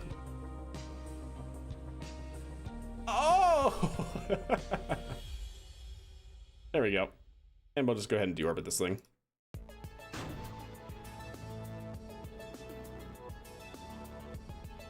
Okay. Let's go ahead and do a separation burn here, a departure burn.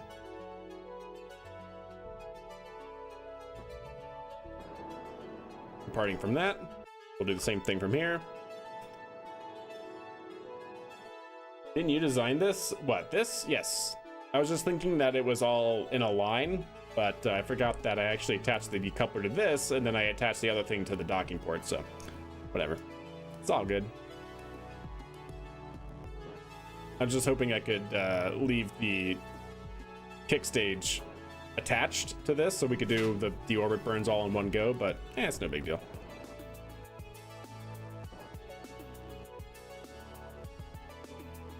Oh, I could have docked it to the debris. That's true. I most certainly could have. Missed opportunity, yeah?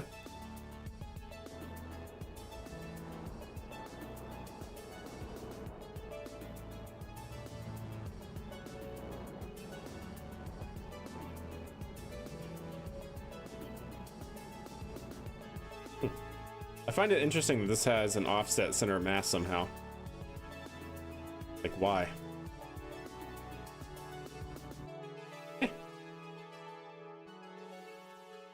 All right, well.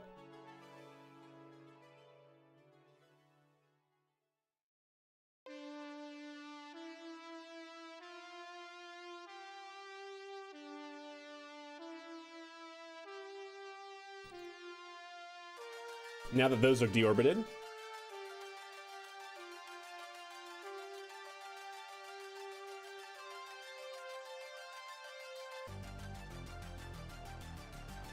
all right, well, let's get this to Minmus, shall we, chat?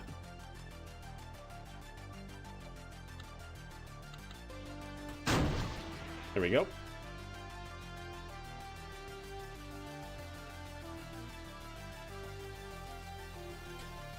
All right, how are we going to do this?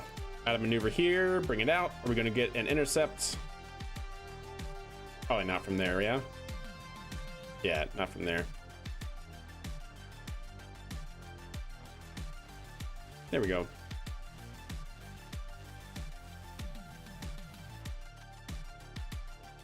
I hate that you can't click the maneuver node through all this stuff around KSC, or KSP rather.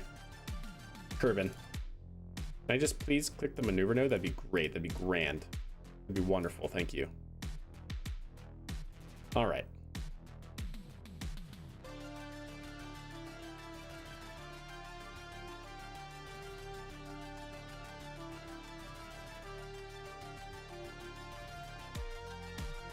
All right, that seems pretty good. And equatorial. Nice. Perfect. Okay, well, let's do that.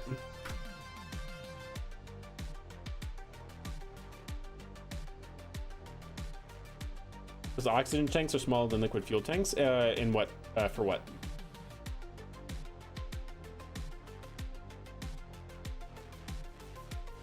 Okay, well, let's get oriented here. Let's also make sure we're controlling from this docking port. There we go.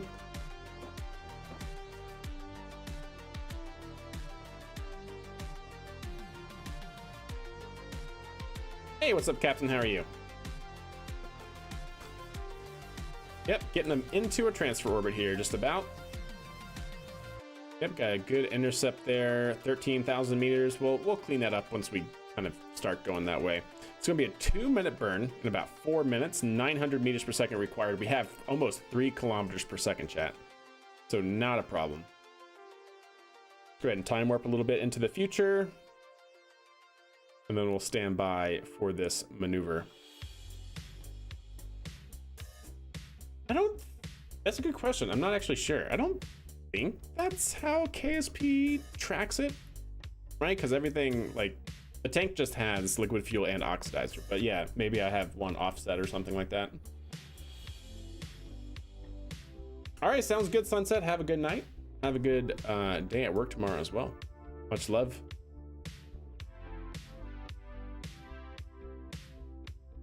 You were imagining your own thing. All good. All good. All right, 2-minute burn starting in about 15 seconds. We'll go ahead and start settling the tanks.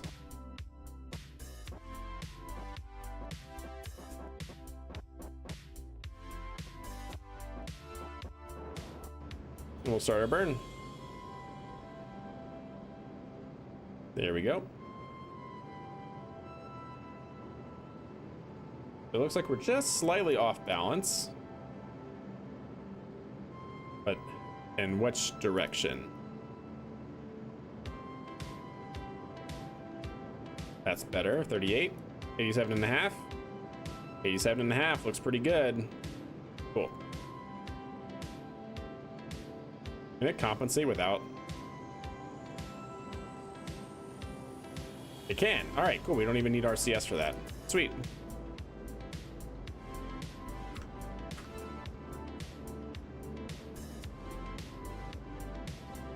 I like it.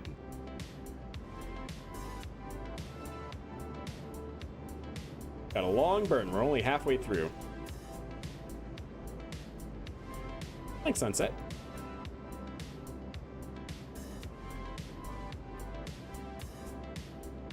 Oh, yes, absolutely. I definitely know about the Apollo rover. Pretty cool how they folded that up into the side of it, right? Like a clown car being pulled out of a suitcase. Like, how?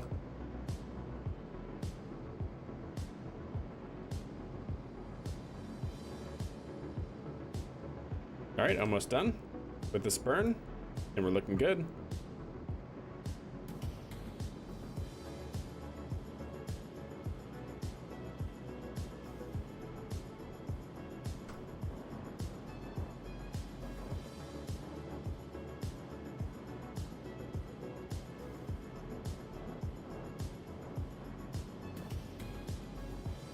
There we go.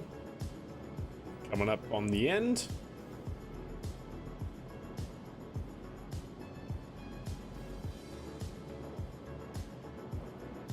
And we'll go ahead and shut down there, and we'll clean anything else up with a little RCS control.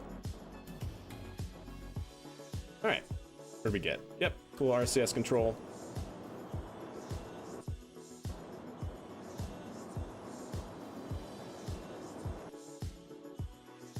Oops. Wait, what? Oh. Must have fat fingered the wrong button. I heard the RCS stop working and I was pushing down one of the buttons and I was thinking the game froze or something.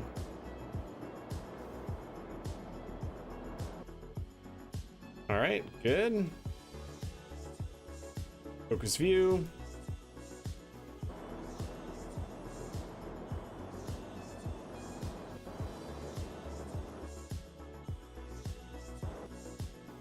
I like it. Coming in a little off now, but I think I'm okay with that. Yep, that is correct. We are going to deploy one of our solar arrays now and kick on out to Minmus. Hey, what's up, Smoke? How are you? How are you doing?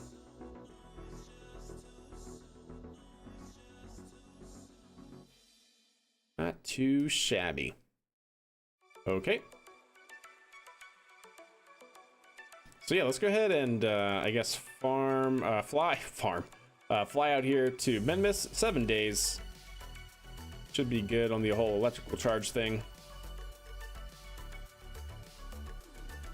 As both the moon and Kerbin get very tiny.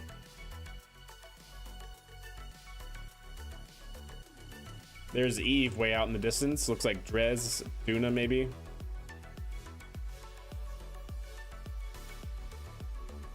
There's Minmus. Great. All right, so where are we trying to aim for? We want to land here, chat. That's where we want to land. Could be better. Yes, we are now flying crew, or we're setting up to fly crew to Minmus. So this is going to be another science module after the last one broke. So that way they can actually have a science module when they get here. Then we got to fly out the lander, and then the crew will come. Hey, there you go, Sunstrom. How are you? That sounds pretty good to me. All right, we'll just go ahead and capture.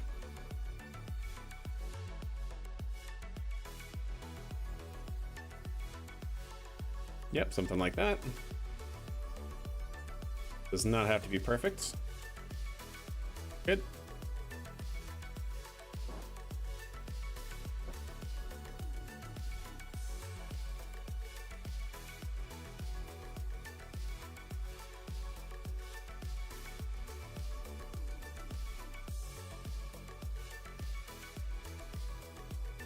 Yeah, we gotta do moon missions as well. Again, more money, money, money, chat. And we should have the Eve missions coming through as well soon enough. Right? What do we have? We have Duna coming up in 383 days, but I think we have 2 Eve missions coming up. If I'm not mistaken. Yeah, we gotta go to Gilly with a probe, and I was thinking there was another one for Eve.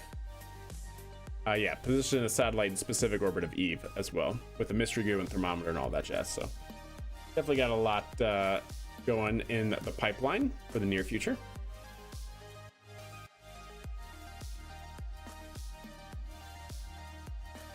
Spark, then test Minmus that had like 800 Delta V left over in your first try. There you go. That's pretty solid. That's pretty solid. All right, 18-second burn coming up in a couple hours here. Why are we not getting electrical charge? Let's go ahead and stand by. Make sure we do not run out of electrical charge. Are we just on the night side? Oh, we are just on the we're on the night side. Okay. For a second, I was like, is something wrong?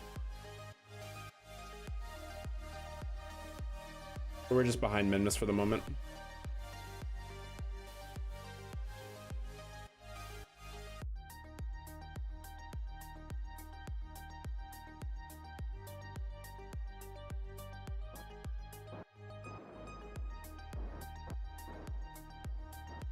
We'll complete this burn and then we should be able to get some sunlight on the solar panels. Yeah, they're blocked, so even though there's actual sunlight hitting them, they're blocked. All right, 2 minutes.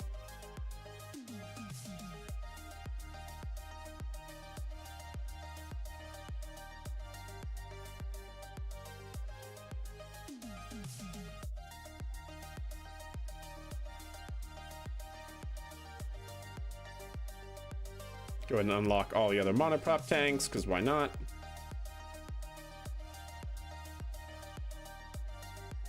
Oh. All right, 42 seconds. Such a beautiful game. It's not bad, right? It is certainly not bad.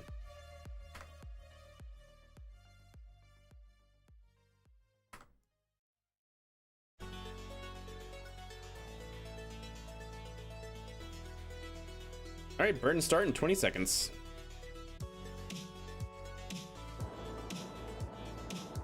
Go ahead and settle the tanks. And start our burn. I don't know why the plume does that around Minmus, but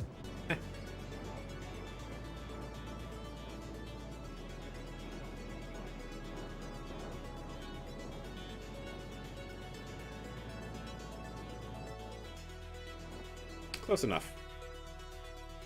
Yep, I'm good with that.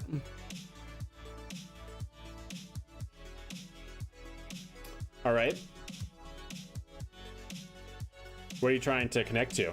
And then what aspect of rendezvous are you having problems with? Like the actual docking alignment, or what? Or even just being able to phase to match your orbit?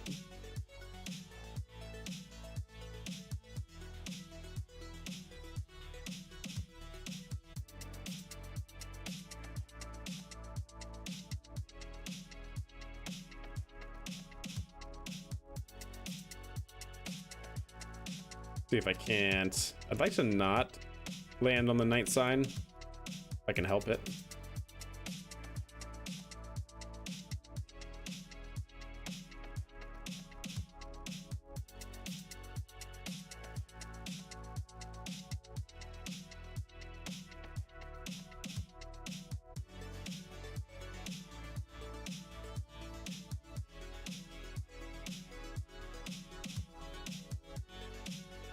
I do something like that. I'm looking for that landing zone.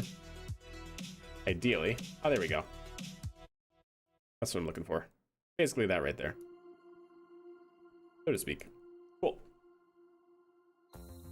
Are the two vessels next to each other and stationary relative to one another? Yep, that's really all you're trying to do. You're trying to match the two orbits, right? But that's much easier said than done in practice. But that's what it simplifies to.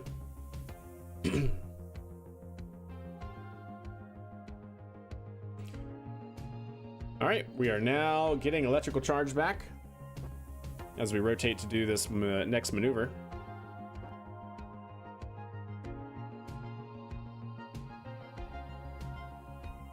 Yeah, that could be, John. I'm not sure. I'm not sure which aspect of it is keeping it from rendering, but I want to say it happens at the moon too sometimes. I don't know if Waterfall, the mod that does the plume, just kind of glitches out or what. Like as if I'm trying to build a space station or like an Apollo mission to a different planet or moon. So the concept of rendezvous. All right, let's see.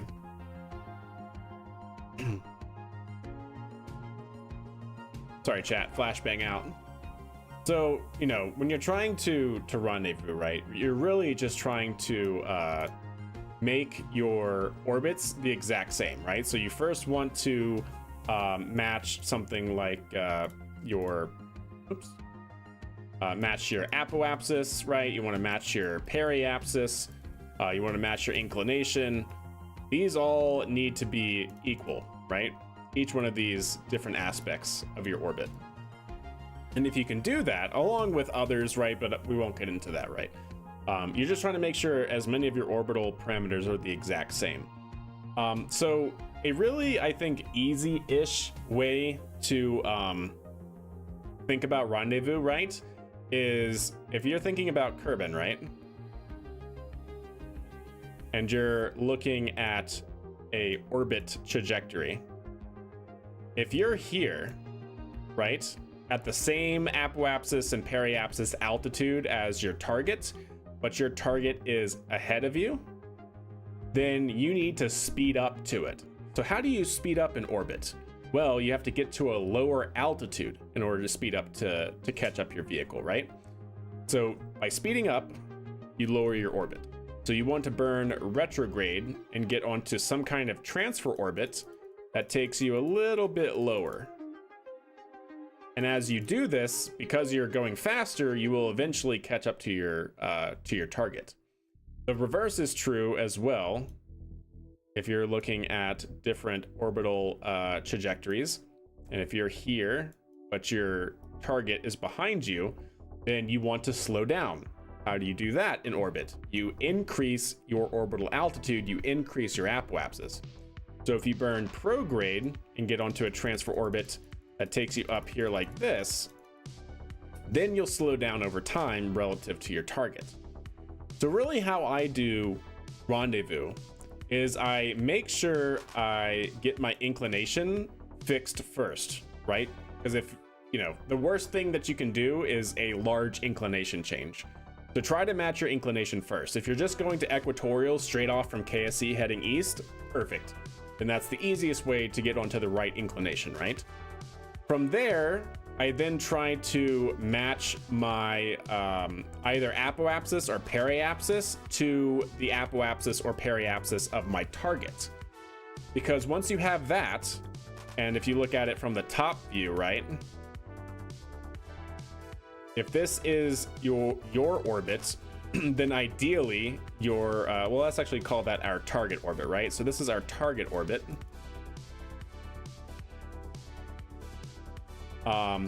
If you can achieve an orbit that looks something like this, then that is a great starting point, because no matter where you are, you can then go up to your apoapsis and either then increase your orbit in order to slow down, or because you're already in a lower orbit, you will eventually catch up to your target. The thing about rendezvous is going very, very slowly and deliberately, right? As soon as you change something, fast forward, wait, because you will see yourself either incrementally catching up to your target or, you know, if you're in a higher orbit, you'll slow down and your target will actually catch up to you. So try to focus on like one thing at a time. Match your inclination, match your apoapsis or periapsis to your target, and then depending on if you need to speed up or slow down, just wait. Just do a very small change, right? Like for instance, if your target is at, say this right here is 110 kilometers, and if you're behind it, right, then just make your periapsis here, right, your periapsis, make this like 100 kilometers. A very, very small difference. Because what you'll see is that over the course of, say, 4 or 5 orbits, you'll catch up every single orbit until you get very, very close to your vehicle. I think that's kind of like, in general, how, you know, a very, I guess, methodical approach to trying to rendezvous. Just focus on one thing at a time. The same is true for docking. Focus on one thing at a time, right? For the case of rendezvous, match your inclination, match your apoapsis or periapsis to your target's altitude, and then go from there. I felt so smart when I eventually understood that part. Yeah, it's all about just trying to match your orbit, but you have to either go faster or slower in order to allow your target to catch up to you, or to catch up to your target, right? But yeah, I hope that that made sense. All right, we are full on our electrical charge, and I'm happy to go into more details from there, right?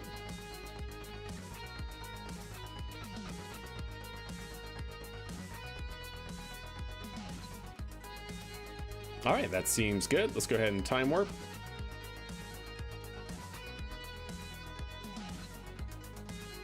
Yeah, exactly, Matchad. You have to actually, it's a little counterintuitive, right? You have to burn backwards in order to go faster. Go figure.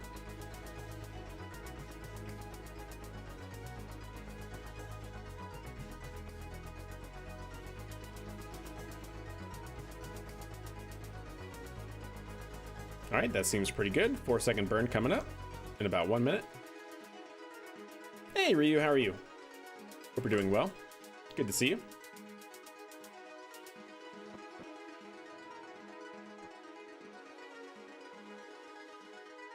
So it looks like I might be landing at night, but that's fine.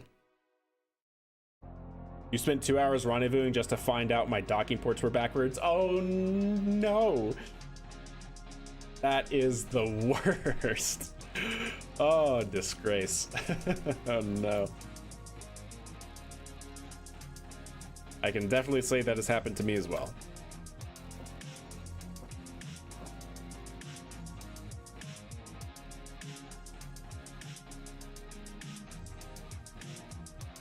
All right, 11 seconds to burn. Settle the tanks.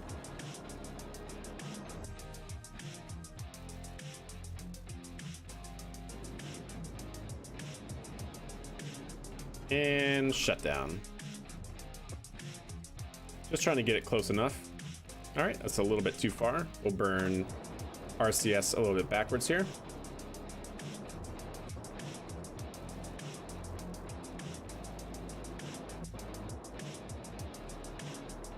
Definitely want to make sure we overshoot.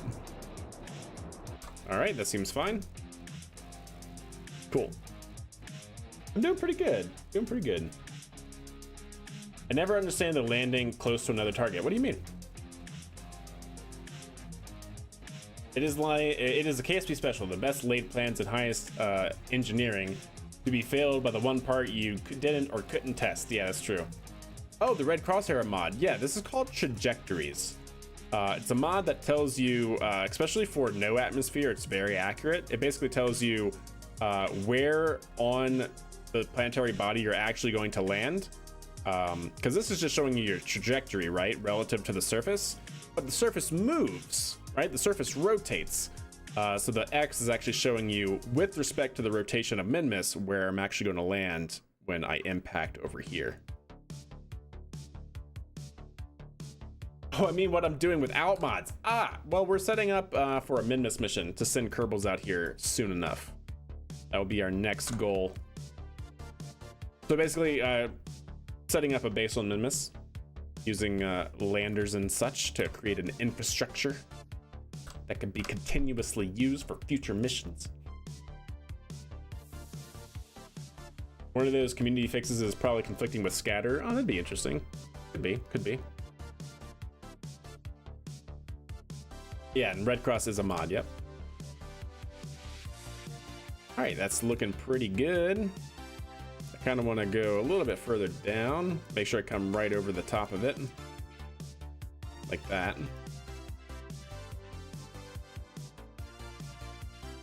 Minor inclination change.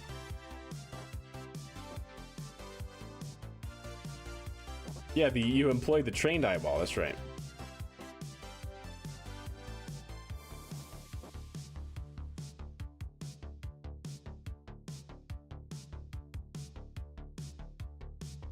Very small amount of delta V here required.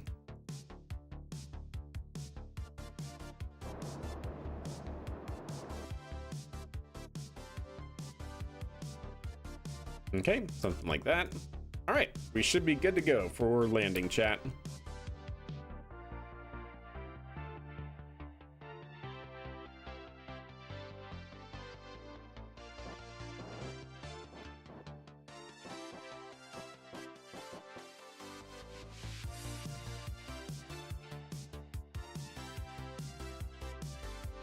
If you do a target on the ship, it helps? Yeah, it can. Absolutely, yeah. Yes, it can. It makes certain things easier, at least.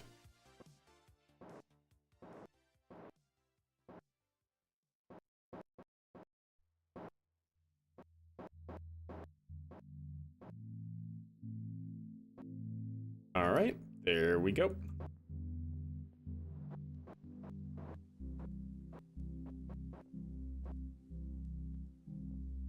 Okay, well, let's see what we can do. We're gonna time warp a little bit ahead.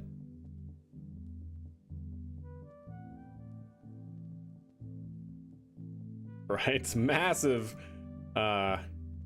ridges here, massive mountains on Minmus. I think we're looking okay.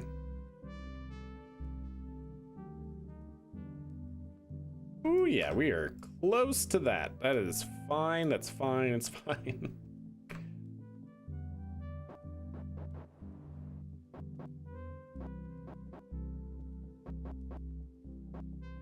Okay, looking good.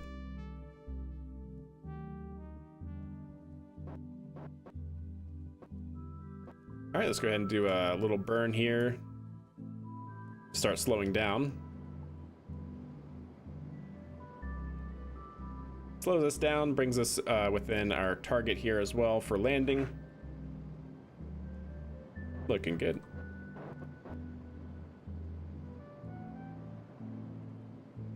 Something like that. 95. We'll do another step down as well.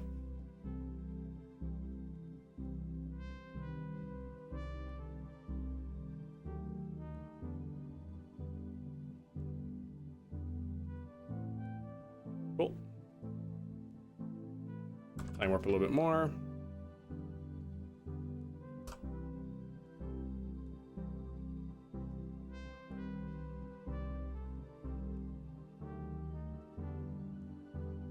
I think 4K is the max height. Might be. Yeah, it might be. Very close to it. Yeah. Yes, indeed. All right, let's go ahead and rotate. And we'll start slowing down again.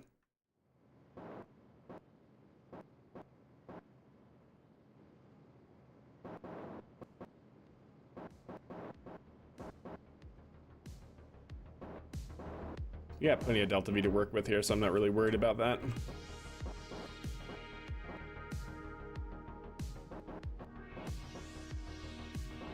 There we go.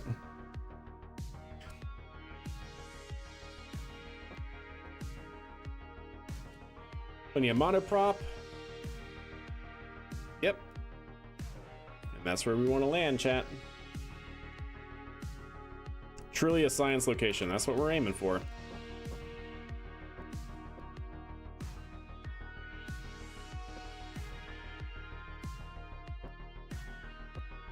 Okay.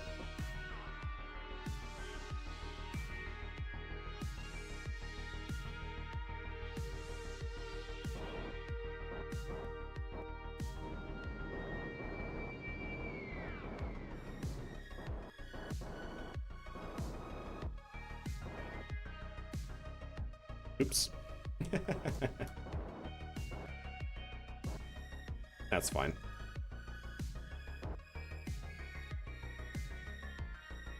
The low gravity is definitely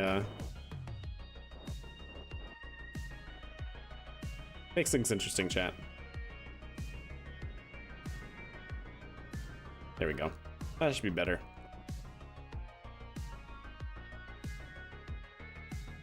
Not time warp faster than one below 3,000. Okay. Well, I guess we're stuck here. What's up, Apollo? How are you? Mark 1 eyeball calibrated. That's right.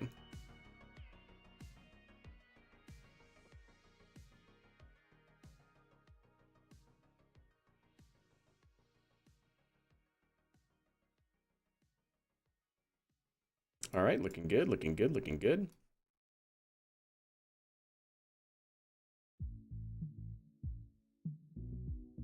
Now might be a good time to go and deploy the landing gear.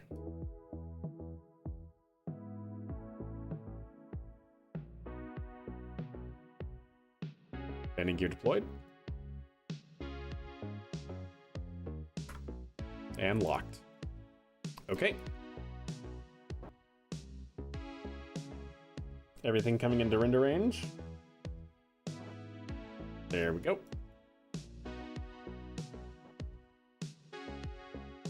Looking good.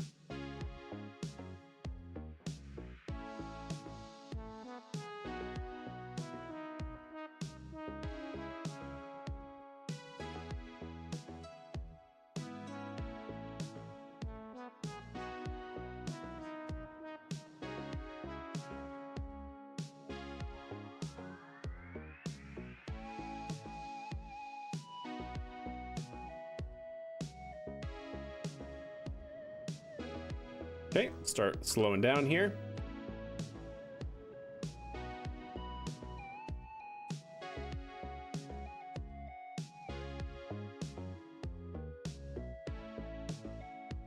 Really low thrust.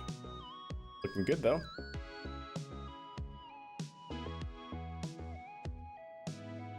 Looking really good.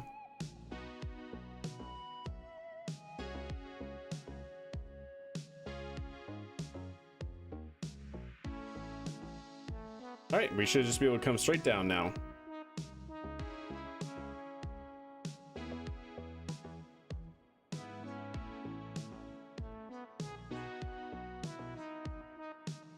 Run out some monoprop just to kind of keep our velocity low. 300 meters.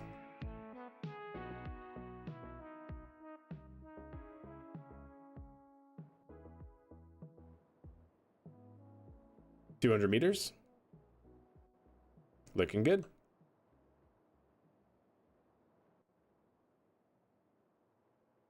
$150 meters.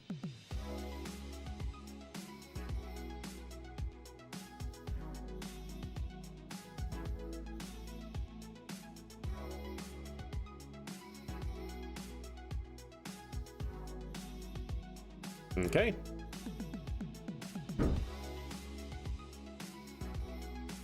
We'll keep it right there. 40 meters.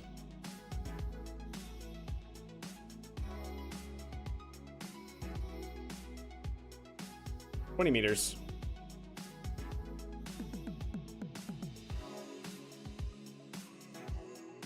We have contact. I didn't turn the engines off soon enough. So it looked like we bounced really hard there, but I forgot to turn didn't hit the engine off button fast enough. There we go. Plus the very light or very low gravity of Minmus doesn't help. All right, there we go, chat. Easy peasy. Easy peasy.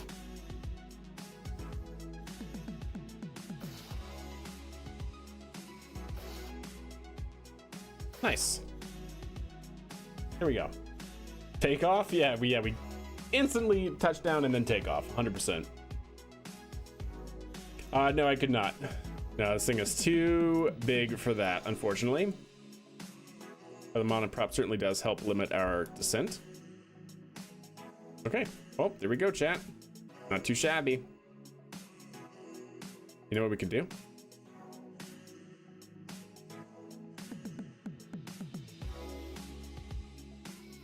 Go and grab that. Because I think that gave us a contract complete. Heck yeah.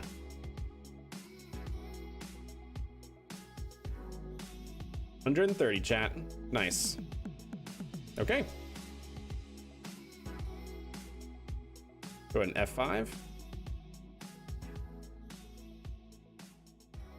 Actually, what? Oh, spring strength. Why? Stop it. The strength does not need to be that high, like, at all.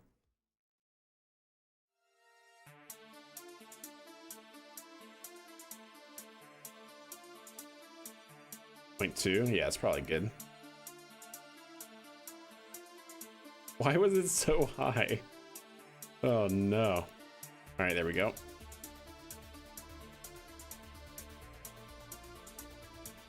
Seems doable.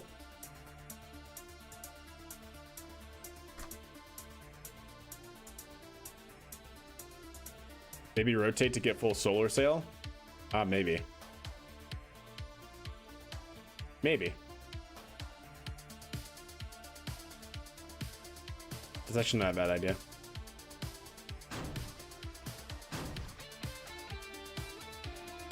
And what are you saying, Apollo? Or sorry, what are you saying, Naps? Let's hope this doesn't go boom. Yeah, let's hope.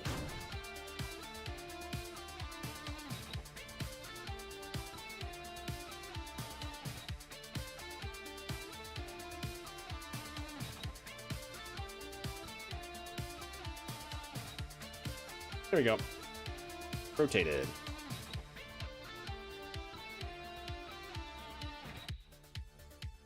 Actually, you know what? I want our little viewing deck to be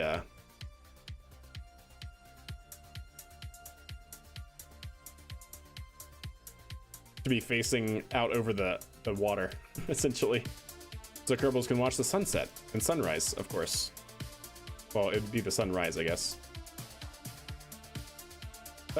Tease it. There we go. Yeah, this is how you do it, chat. This is how NASA does it, okay? All right, there we go. Now we can shut down.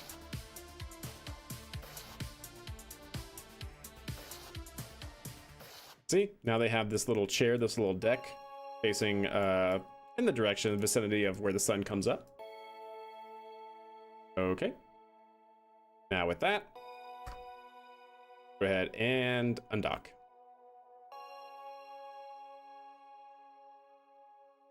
Exploration rover on the surface. An old joke where, oh, a pilot bounced several times. Yeah, it's the tower. What time he landed? The response was which time. Nice. Oh, that's pretty good. That's a pretty good burn. All right. Wonder if we can do any science here, chat.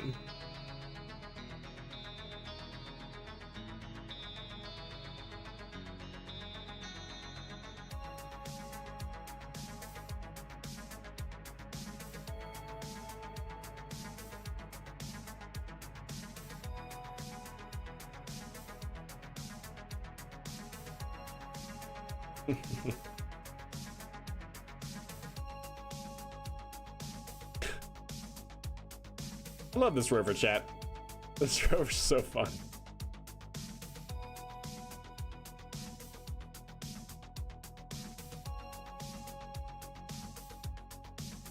All right, let's go exploring a little bit. Oh, let's not hit the rock, actually. These are scattered, or these, I think, are collidable, right? If I'm not mistaken. I do not want to actually impact one that going that fast if we can help it. That'd be great.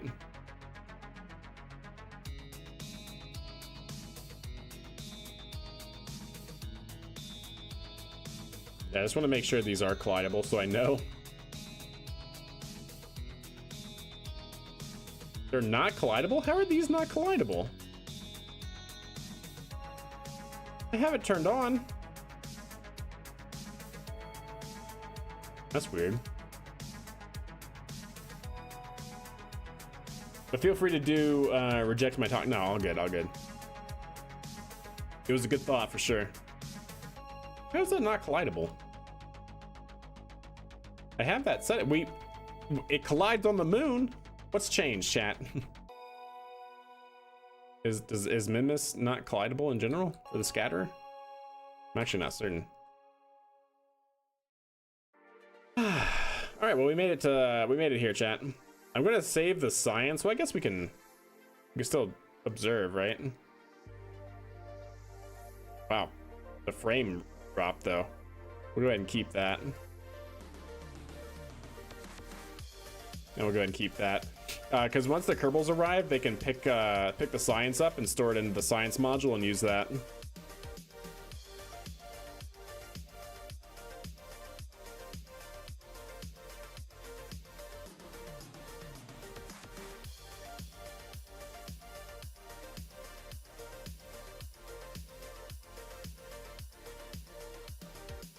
Look for shadows? Oh, that's true. Good call. The colliders have shadows on them. That's cool.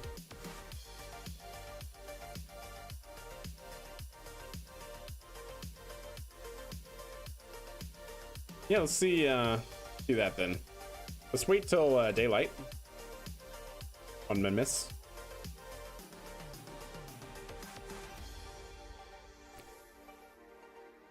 I see shadows.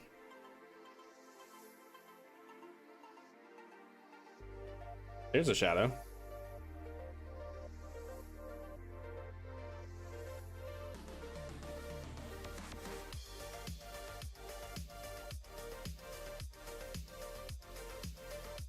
I guess we'll find out.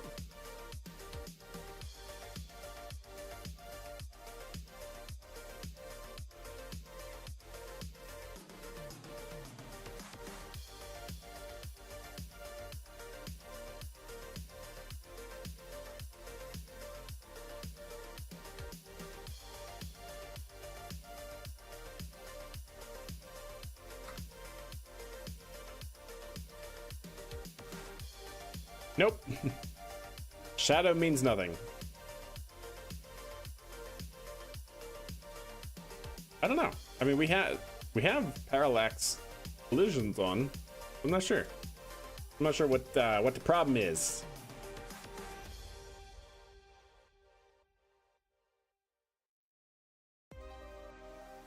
Little ray gun, I know, right? Come on, this is better than ray gun, right? Definitely better than ray gun, I think.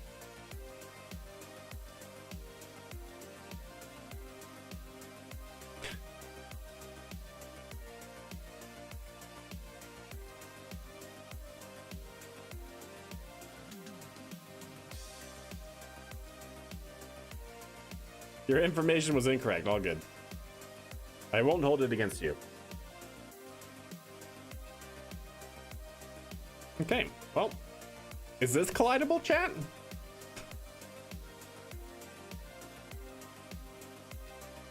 Oh yeah, that's definitely collidable. Oh, okay. Yep, that one is definitely collidable, chat. 100%.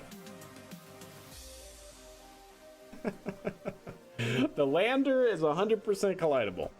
That's good. It's good to know. All right, well, there's the other lander over there that's broken. Let's go ahead and leave this here. And that was a successful mission, if I do say so. Cool. Save it. Yeah, yeah, exactly. And this can all recharge. That should all be fine. And we'll wait for Kerbals, chat. We shall await the Kerbals. Just not applicable, maybe. Maybe. Get into some philosophy. Yeah, there you go, Explorer. The moon rocks are definitely collidable. Or at least, well, I guess we can go test that and see if they still are. They should be, though. If not, then something got changed in the settings for whatever reason. All right, very nice. So next thing is to send the lander that Kerbals will come and rendezvous with.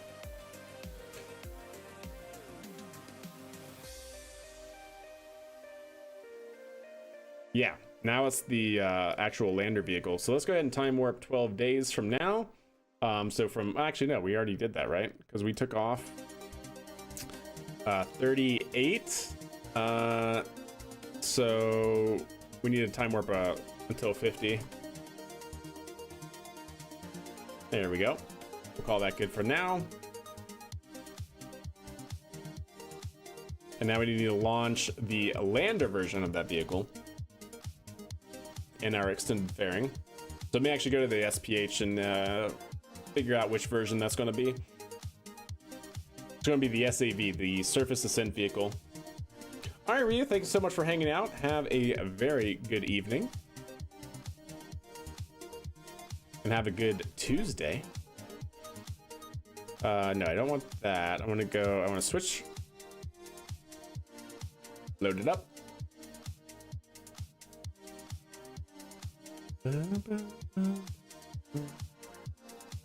The SAV, yeah, Surface Ascent Vehicle. That should be the right one. And it looks like it is. Yep, looks good. Okay. I'm happy with that.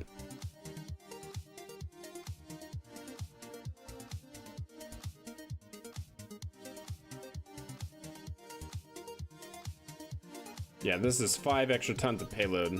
So I might actually keep the, even though we still probably don't need it, I'll probably keep the kick stage and use it to our advantage.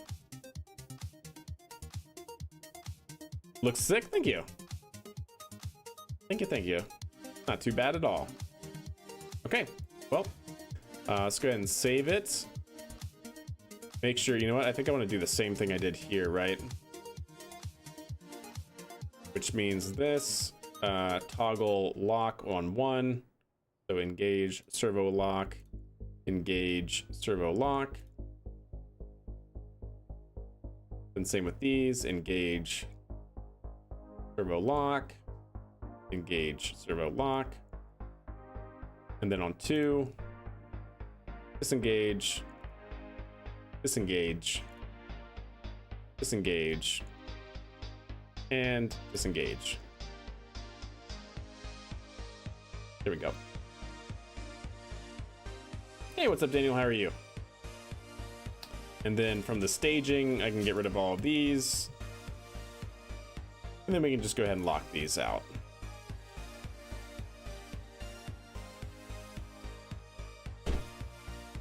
Sounds good.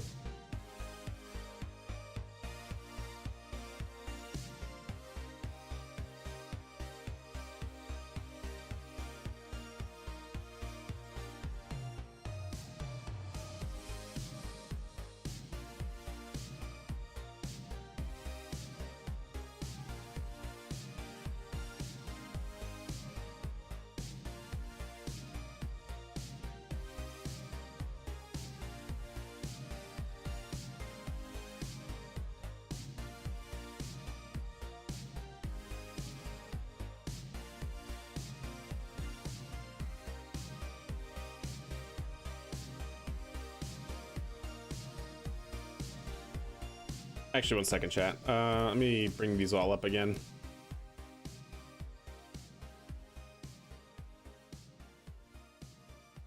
Let me go ahead and save it. Just so I don't lose anything that I changed there. And then we can bring this back down. All right. Because what I want to do is move this forward to see just... Oh, it's actually on point, isn't it, chat? I actually can maybe afford to go up a small amount. But for the most part, that's actually really, really good. Yeah, just go up a very, very small amount. So we're going to reload that so we don't lose anything. And this just needs to go up a very, very tiny amount. Something like that. So that should be center of mass. That's where we want to integrate it on the vehicle, and that should be good. Save it.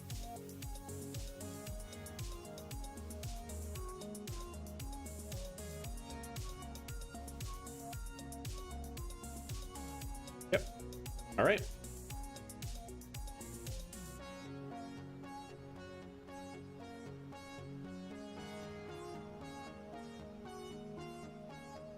All right, get our extended fairing at max servo again. And we're going to swap out the landers.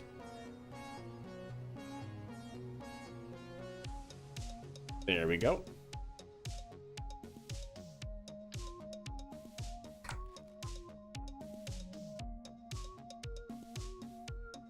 From the SPH, get the SAV, or the Surface Ascent Vehicle. Merge that in. Very good. And plop it on our payload attachment fitting. Very good. And then if possible, if we have the room, that kick stage engine should be right over that docking port.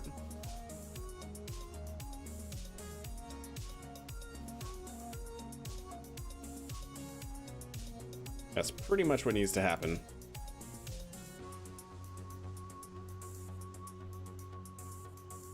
So long as it's not sticking out or impacting the fairing, it's not, we should be good. Ooh, that's close, but I think we're okay.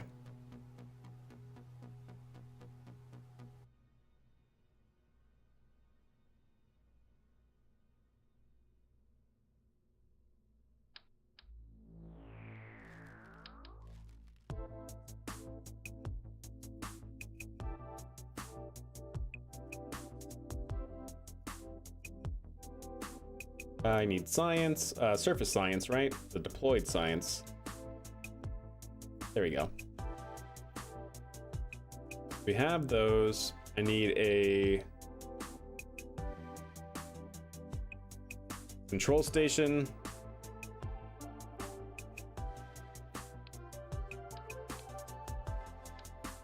And then also I would like to have a goo monitor. I think it's this one, right? Yeah. All right, that should be fine. So yeah, we have 4 of those, and hopefully that'll be enough. Hopefully that will be enough.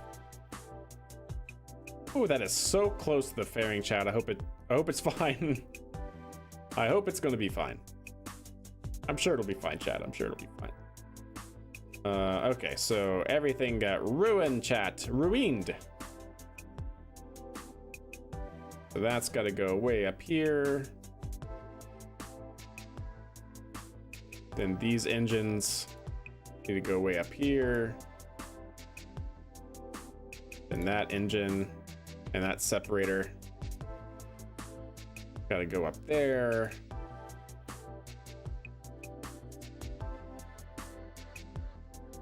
This decoupler after that.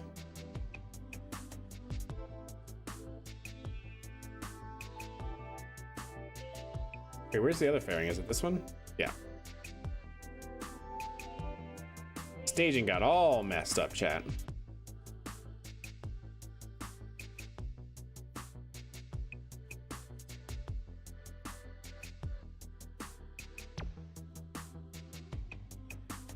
Wait, where's this one? That one is, which one? Oh, the heat shield. Got it, yeah. Okay, that should be fine now, I think. Yep, okay, sweet. Make sure no stowaways. Clear.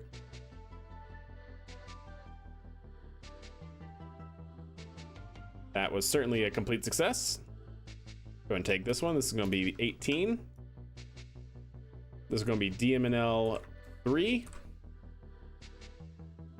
Launching on day 350, somewhere around there at least.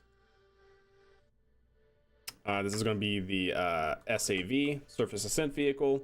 Total mass is 41 metric tons. 954.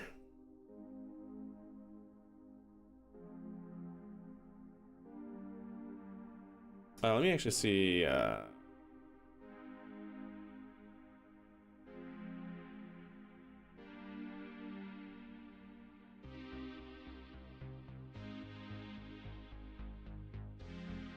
Yeah, it should be this one actually.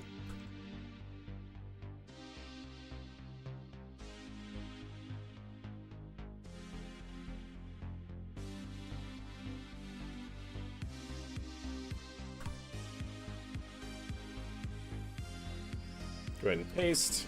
This is going to be D MNL 3. On board Max Serva. Rendezvous with Celine. This is going to be Celine 6. CEV 1. Land DMNL 3. Near Minmus Outpost. Science Outpost. There we go.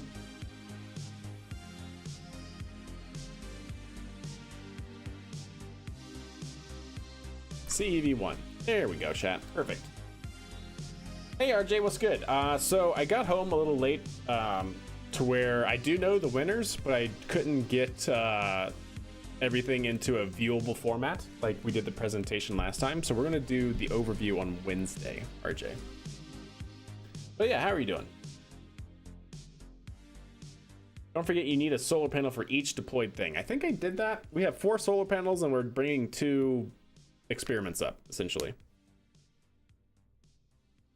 We're bringing the control panel and then 1 goo container, so hopefully that'll be enough.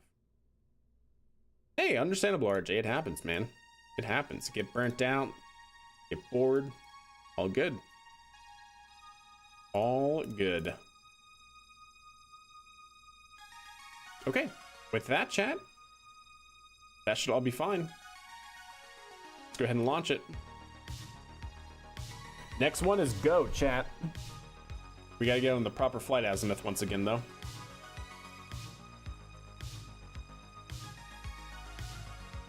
It's just your motivation in general. Gotcha. Yeah, I understand.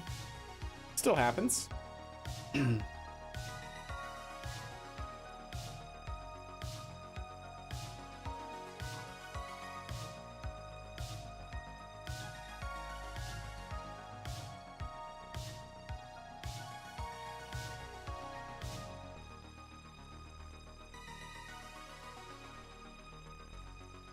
I hope I can finish that lander design though. Oh, that would actually be really good, yeah. I really dig that design. All right. Let's go ahead and make sure we're on our proper flight azimuth. Ooh, we're actually really, really close to it.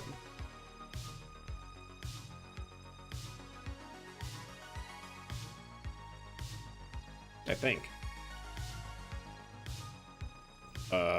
What? Stop it. Game. Stop it.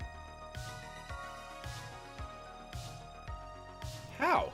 I'm clicking Kerbin. All right, so we want to go to the right. Let's get moon lined up roughly in terms of the orbit line. Yeah, so we're going to come around to essentially way around here. Wait, what? Yeah, I guess so. I guess we missed it.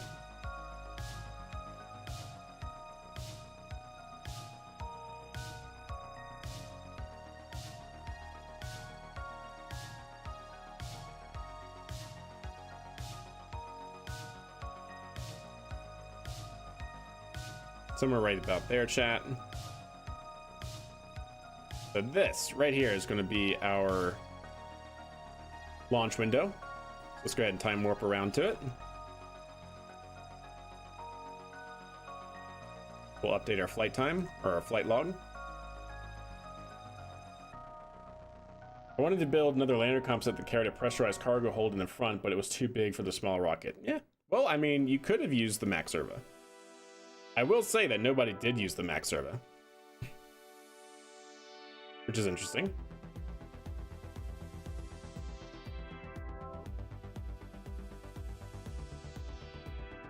A little bit farther, a little bit closer rather.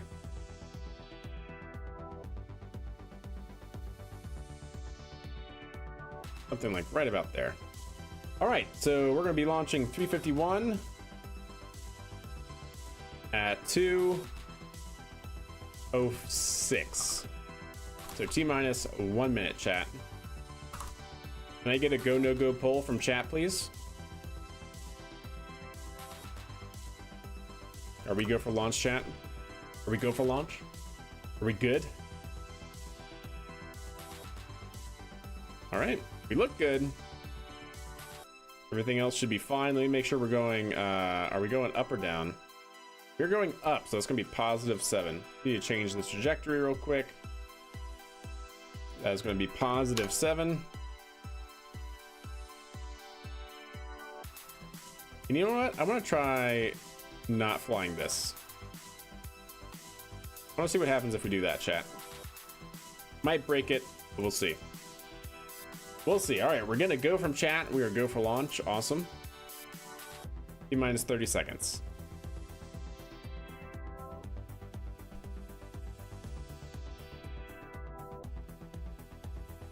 Actually, you know what? Hold, chat. All right, a couple things. I'm gonna do a couple things here. One, I'm gonna literally put the stream on pause and run another quick manual ad break to get rid of all of the Twitch injected ads. And then when you guys are back, we'll launch it. I'm also gonna send out a poll for you guys, a prediction, if you will, on if this is gonna go good or not. All right, if this is going to get to low Kerbal orbit well or not. Is something going to go wrong or not at all? But I'll see you guys back here in 3 minutes. Stream will be on pause. We'll hold the count at this time. And then we'll also put up a poll here. Let me see. How do I do the predictions? Manage prediction. All right. Start prediction. Start the prediction. Will launch go perfectly?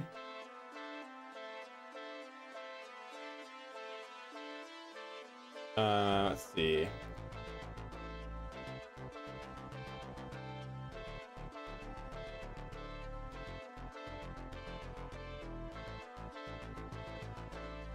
Why can't I? Oh, that was previous. Gotcha. Will launch go perfectly? No, something will go wrong.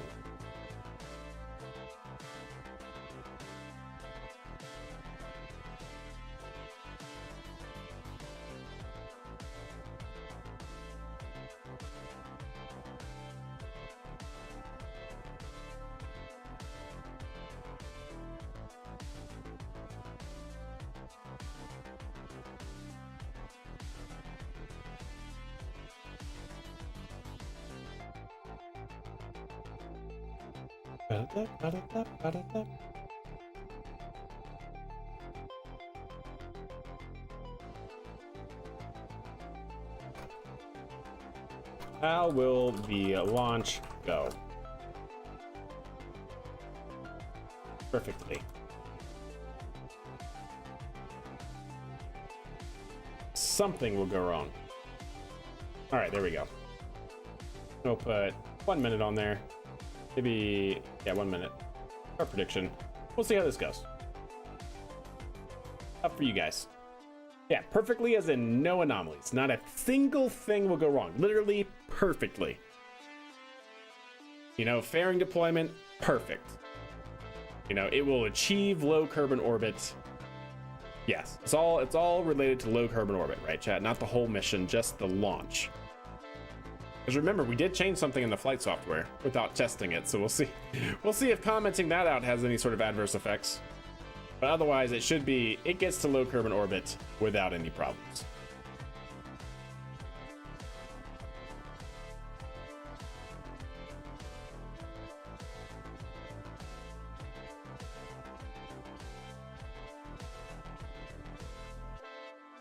Yes, perfectly as in no anomalies. None. Zero. It's perfect. It's fabricated. We made it up. All right, you guys should be back from the Twitch ad break.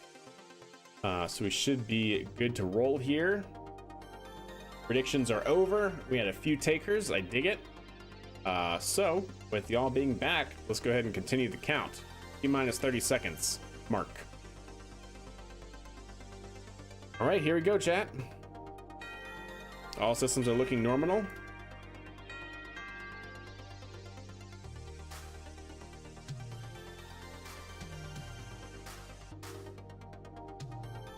Equals in startup. And we are go for auto sequence start. T-minus 10, 9, 8, 7, 6, 5, 4, 3, center engine start, outboard engine start, lag sequence start.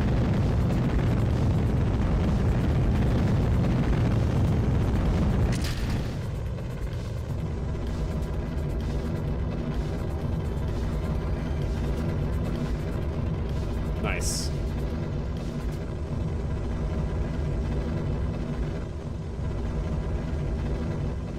There we go. Vehicle is rotating and aligning itself for the proper flight azimuth. 7 degrees inclined. Heading should be at 97 degrees or so. Sorry, it should be at, what is that? Actually, the opposite, 83. All right, looking good. Vehicle's continuing to pitch downrange. Yep, we cleared the tower. So far, so good. Lag sequence, yep. Always got to have the lag sequence. Vehicle's throttling down automatically for max Q.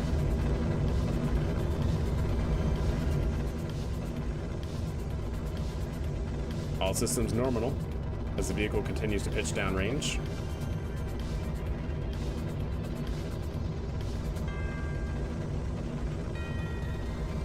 Looking good, looking good.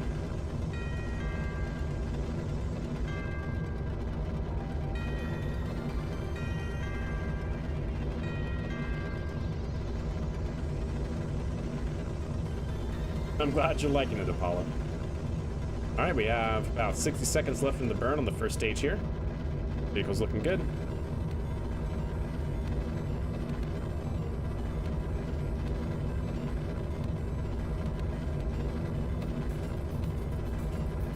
"41 seconds. We are throttled back up to 100% rated power of thrust. Vehicle's continuing to pitch down range. Heading is at 86, not bad. All right, we are looking good.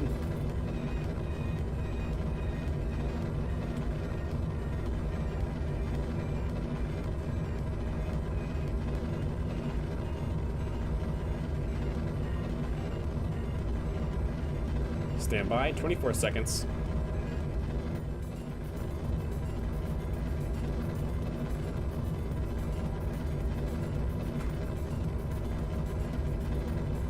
Vehicle should start throttling down here to maintain G load.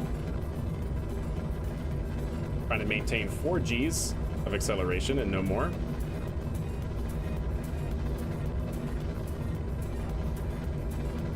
Looking good. Good staging velocity achieved. 8 seconds.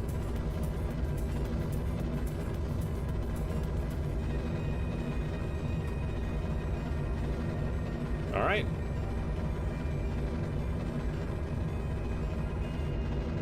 Stand by for Miko.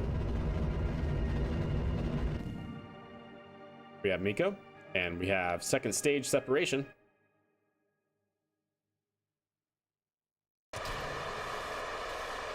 Good second stage set. Stand by for fairing deployment.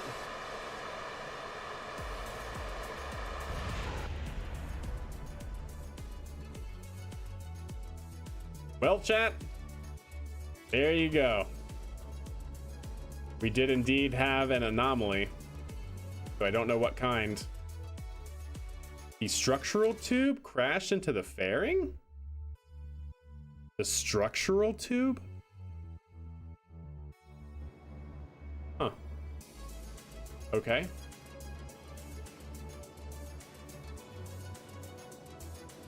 Well, that's certainly interesting. Uh-oh. Uh-oh. Uh-oh. Was that bad? Yep. Yep, I'd say that was bad. Wait, hold on. No, I refuse to believe that that just occurred.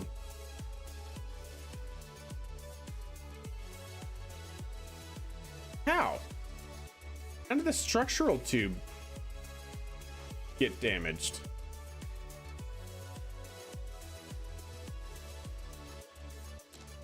It's the same exact craft file. I mean, not the same exact, but it's the same lander design Staging? I checked staging. Staging was fine. Flight, we had an anomaly? Alright, what's up, Space Jupiter? How are you? Huh. Well, chat, well, we know what prediction happened, yeah? Prediction was something went wrong. Choose outcome. Something will go wrong. Yep. There you go, chat. Interesting. I have no idea what just happened. Or why.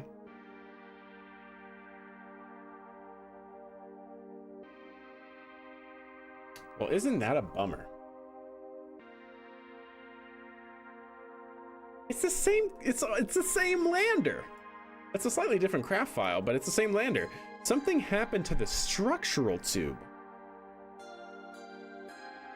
Separation of stage 9. The structural tube crashed into the fairing panel. How? That makes zero sense to me. Zero sense. Have you had line struts? What do you mean? I do have struts, yeah. I'm not sure, chat. Well, I guess we follow this into the ocean now. We're still going up, surprisingly. An apoapsis of 83 achieved. Yeah, I don't know what actually would have caused that, you know? Interesting.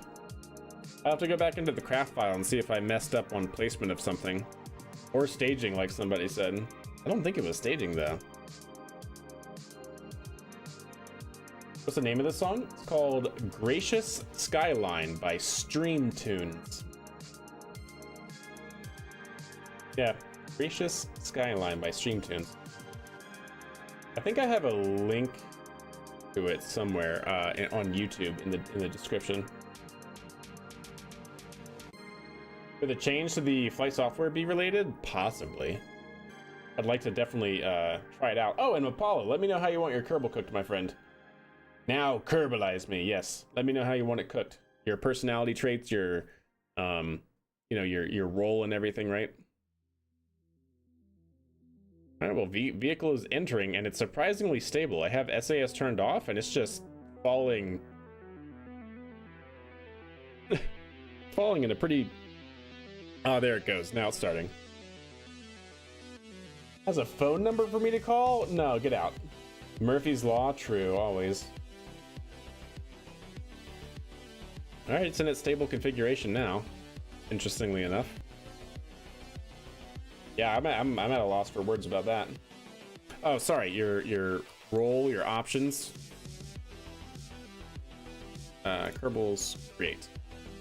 So let me know, male or female. You can be a pilot, a scientist, or an engineer. Chores are off limits, and then you can tell me percentage-wise your courage and stupidity levels. Is this thing gonna fly? Okay, yeah, that makes sense.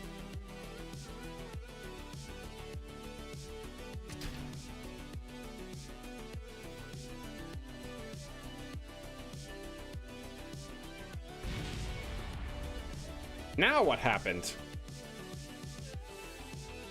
I just wanted to see if it's stable in some kind of configuration going this way, but I suppose not so much. It should be relatively balanced around a center of mass. Yeah.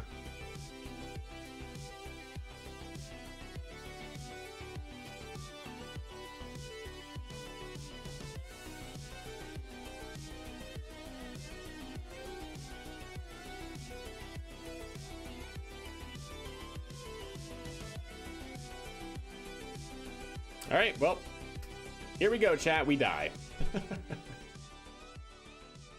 We didn't need those parts? Yeah, I guess not, huh? Oh, hey, some parts survived. How about that? The panel survived, chat. I mean, of course the panel survived. Why wouldn't they? Yep, that's true. That's true, Space. Male pilot 6915. All right, I got you. Let's go back to the Space Center. We have to look at the craft file and see. Cause like I nothing really should have changed other than we took off the other lander and put this lander on, but it should be, the attachment point should be practically the same. Hydro braking? Yeah, something like that. I wonder if KSP just needs like a restart. Sometimes KSP gets weird when it's been running for a long time.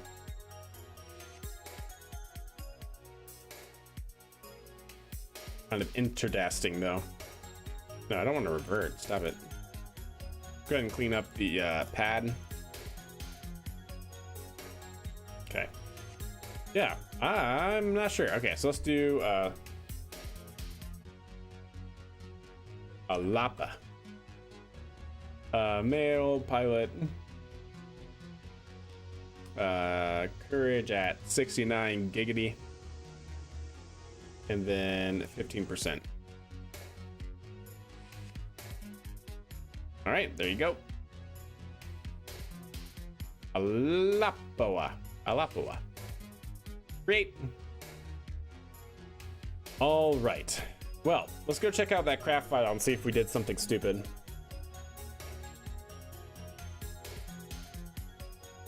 More better ships. There you go. There you go. I have Stellaris, but I haven't played it.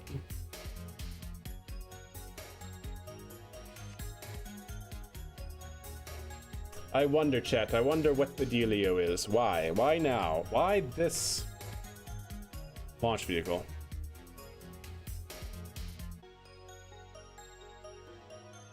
Oh no. Do you see what I see? Oh dear.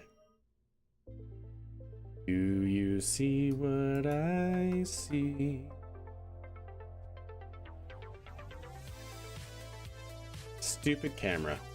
Although it was fine last time, because this is the same vehicle that flew the last mission, and we haven't changed the fairing. So what actually is the dealio? Doesn't make any sense. But that's definitely not great that we had the camera clipping in. It said the structural tube impacted the fairing plate. Nothing should be,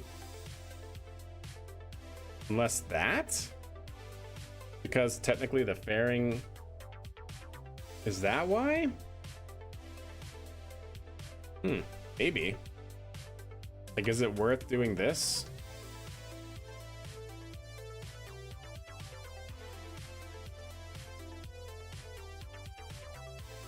Like, is it worth giving that a little gap? That doesn't change anything else, does it? No. Like, I'm just wondering, is the structural tube, is that fairing when it deploys impacting the structural tube? And that was just a freak accident and we got lucky the other times? You see how the fairing kind of goes underneath it? Like, I'm wondering if that's the problem. That's weird though. Because they should be the same diameter parts, so like why would that be causing an issue?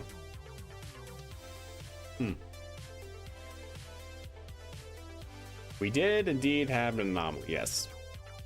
Yes, we most certainly did. I want to fly that again. Don't worry, chat, we're just gonna fly it to test it. But per our rules, we're not just going to revert, and we have to time warp 30 days before we can launch this mission again, so. But I do want to test it and see, was it just a freak accident? What's up, Snackless, how are you?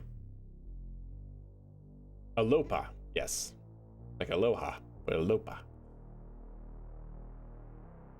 KSP gaslighting you to make you doubt your sanity? Of course you're an engineer. Sanity may be questionable anyways. Yeah, that's true. Yeah, 100%, yeah. Imposter syndrome is real. All the time, every aspect. It's like, why does this work? This shouldn't work. There's no way this is going to work. Absolutely not. It worked? What? No. No, it didn't. That was an accident. All right, let's just fly it again. Same trajectory. Go. No fancy camera tricks. I just want to get to that separation point and see if something happens. Going to Minmus? We've been to Minmus once. We just launched this vehicle trying to also get to Minmus, And unfortunately, we just had a mid-air anomaly during fairing separation, so this vehicle is now grounded per our rules on how we play hardcore career for at least 30 in-game days. We have to time warp 30 days before we can launch our next one, but I'm trying to test it and see, was that a fluke accident or is it a design flaw? Because we've launched this thing, this is the 17th flight of this vehicle, and we haven't necessarily had this problem before, so I'm trying to figure it out. Do you account for the KA bureaucracy? Yes, that is why we time warp 30 days. I mean, I know 30 days versus the real world FAA could take like 2 years to do an investigation complete, but come on, it's Kerbal. Currently working on less expensive and not overpowered LV for crewed flight. Nice, there you go. Some luck counts, but there are 2 kinds of luck. That is true. Yeah. All right, vehicle. So by the way, chat, if you're new to the stream, this is all being powered by our Python code, so my hands are off. Vehicle is looking good and continuing to pitch down range.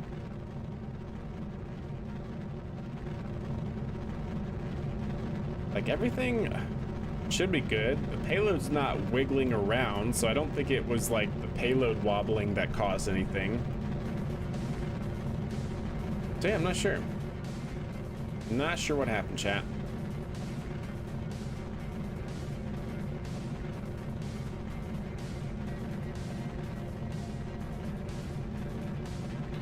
Oh shoot, here I am over here, and now I'm over here. You can't catch me. Can't catch me, see? You're in YouTube, you're in Twitch, you're in YouTube, you're in Twitch. You're a master of disguises, Apollo. Aim going backwards in Twitch just threw me off completely. Alpha. Kinda like Falcon having multiple anomalies within 2 months after years of reliability. Yeah, no doubt, right? This song is called Revenge. I feel like it's fitting.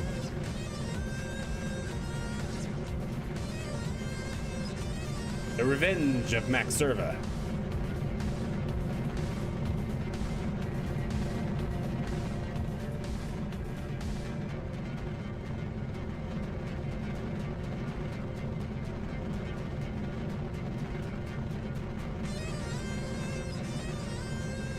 All right.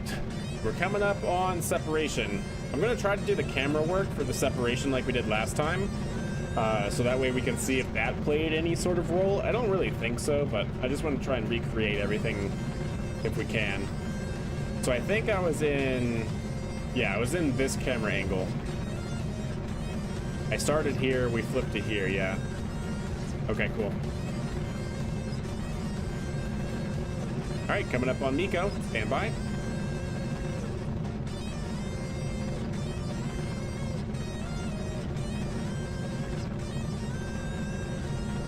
Oh yes, absolutely, Apollo. 100%. Flag sequence. There we go, good set. Second stage. Good engine ignition.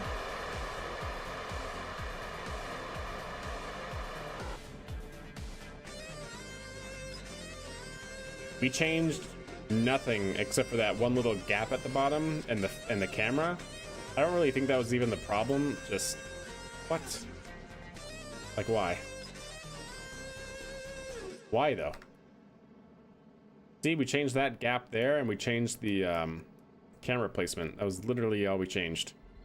I have no idea what happened or why. Huh.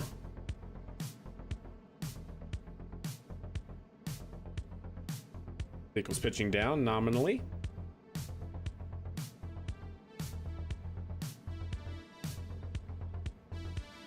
Yep, looking good. Yeah, I got nothing, chat. I have no idea why that would have happened.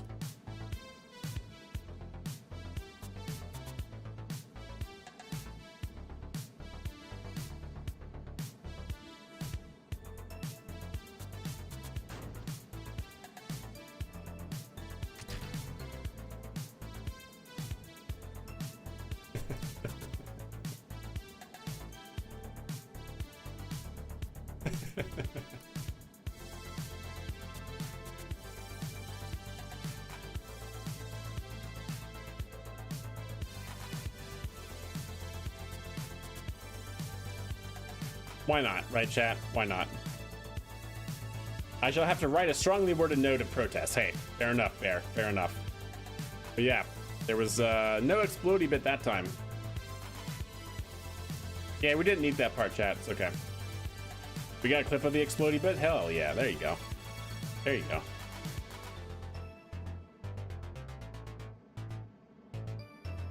The perversity of the universe tends towards a maximum, yeah.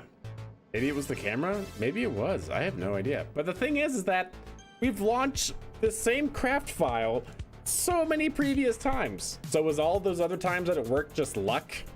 As we were saying earlier? I mean, I wouldn't put it past KSP, like 100% sure it probably was just luck, but you know? Silly camera. Well, that's good chat. Goodness, goodness, goodness. Like seriously, I can't believe that happened. Man, I was hoping to get that mission done so we could get Kerbals to Minmus too. It'll probably happen again when you do it for real. That's the spirit. Thanks. Yeah, that's confidence I needed. Confidence boost right there. Ah, Chad, I need a relaxing flight. I need to decompress after that one. I think we're gonna fly our bush plane around for a split second.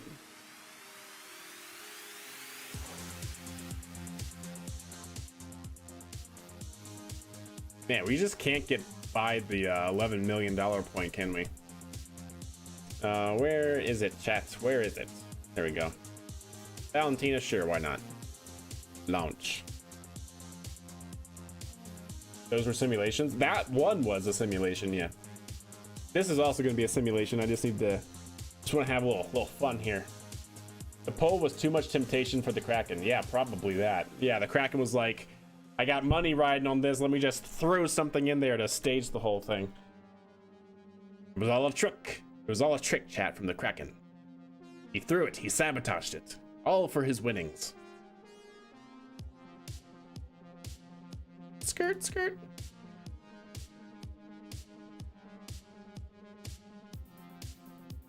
All right, let's see if I can remember how to do this.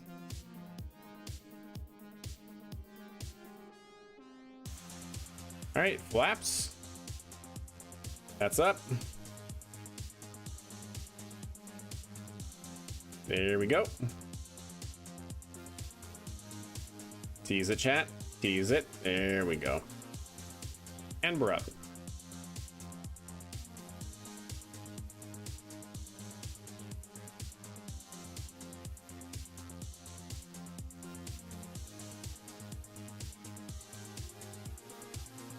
I forgot to turn on the engines, chat. And by engines, I mean fuel cells.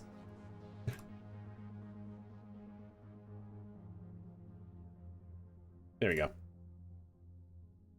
Yeah, we're good now. So how are we doing? 83? Oh, we can go much faster than that, yeah?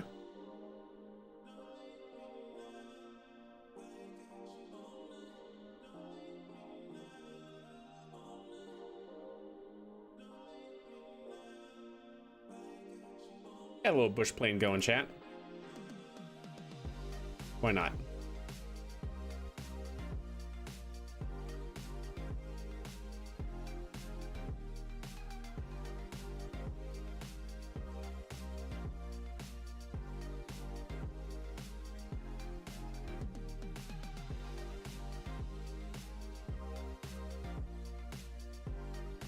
I wonder if Kerbals can actually egress out of this and not get whacked by the propellers.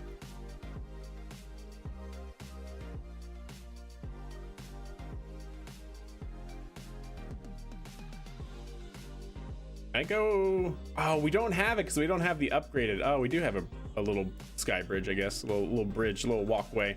It's so small. There's no way, chat. No way. I was say we don't have the fully upgraded research center, so we don't have the bridge to go under.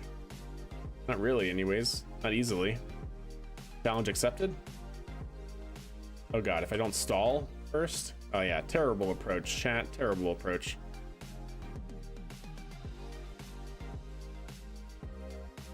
Let's try not to stall, yeah?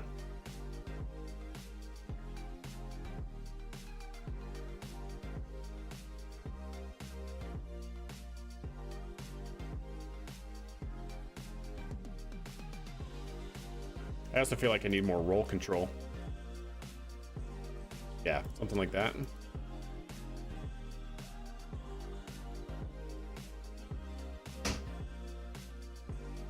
If I'm going to be doing this, yeah, we're going to need a lot of roll control. I have no idea if this plane can even actually fit underneath it. I've never tried going under the bridge on the level 2 research facility. That might actually be a little bit too much roll. This is not looking good. Oh dear. Yeah, this is fine. Perfect, chat. I could have gone above it. I could have gone below it, but we just went right into it, chat. Nailed it. Oh no. Put Delta V on. Something will go wrong because this is KSP. Something is bound to go wrong. Hey, it's smart. It's smart. In terms of the predictions, we're 1 for 1. Something went perfect last time and then something went wrong this time. So go figure, right? All right, chat. Let's fly to DCX, yeah?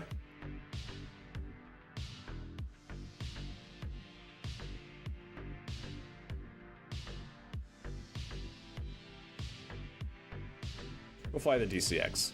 I think that'll be good.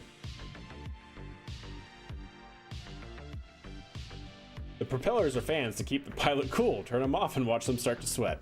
That, yep, makes sense. 100%.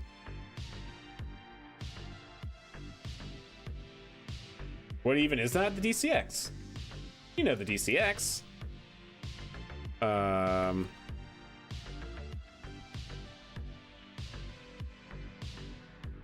This guy. You know this guy. The subscale demonstrator for a single stage to orbit vehicle back in the 90s. Are you going above or below the bridge? Yes. Yes, I am. So this vehicle does what the Grasshopper did for SpaceX, right? The test article that was designed to go up and come back down and test propulsive landing. Same with this thing. This was an SSTO design subscale demonstrator to test the ascent profile and then the landing burn to come back reusable. So pretty cool. And so we built one, of course. Oh shoot, yeah, I know what that is. Yeah, exactly. So of course we had to buy one. We had to make one in KSP because this is basically our new Shepard for carrying astronauts above the Kármán line, and for testing our launch vehicle guidance for landing in Python, because we've been developing that, of course.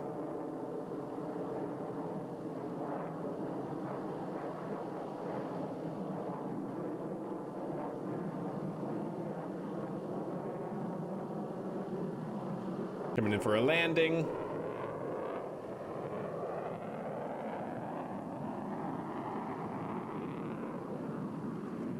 I know, right, Apollo? And boop, perfect landing. Nice. And this subsequently got canceled, of course. But this is the cool part, right? It's designed to traverse and then go to a different landing site. And that's how they tested the landing guidance, navigation, and control. Yep, see, there it goes. Flying through the atmosphere, belly flop style. Before Boeing bought them, yeah. And then it transitions back into landing mode. But that's what we did here. And again, we did this. We built this thing to test our GNC for landing rockets in KSP using Python. This is our test article for that. Eventually, I want to get back into coding this and actually go orbital with an orbital class rocket and actually try to achieve a Falcon 9 style landing with our big launch vehicles. Someday soon, chat. Someday soon.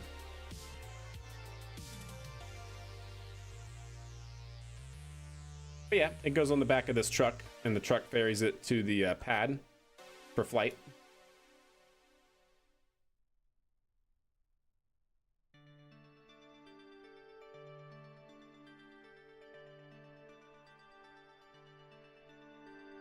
So we'll get this set up, and then we'll fly it.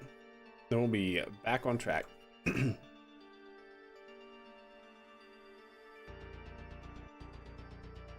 Oh yeah, no doubt, Apollo.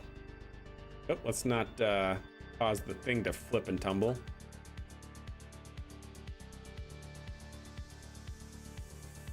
Yeah, I'd like to get the koozie going. I think that'd be pretty cool.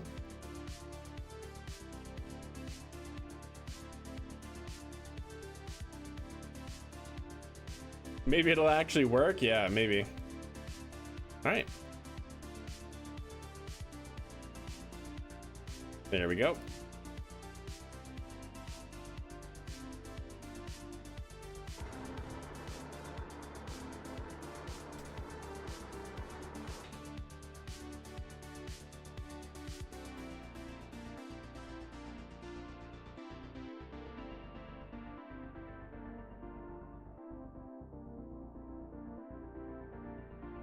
All right, time to get to the ASD, or the arbitrary safe distance, for Thomas.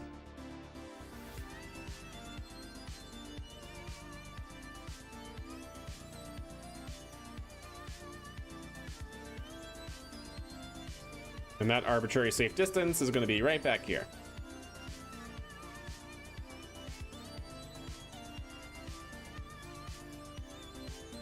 Yep, like right here. Seems good. Let's go ahead and time warp to daylight.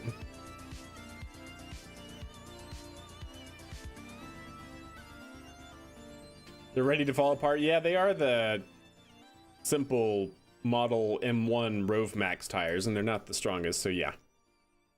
Definitely not your poor quality. Second to left, re-engineered and very uprated version of the one far left. What you got? Ooh. Oh my. Oh my. So second to the left. This guy. Re-engined. Gotcha, okay. And very uprated version of the one on the far left. Ah, gotcha. Estrella's there for comparison. Yeah, I see that. Yeah. I like it. It's good progression. I dig it. I certainly dig it.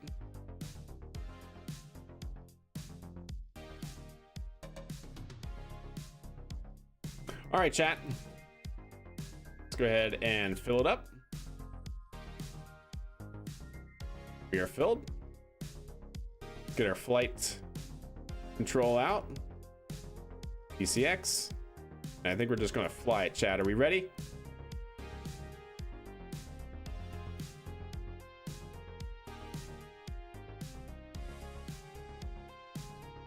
Stand by.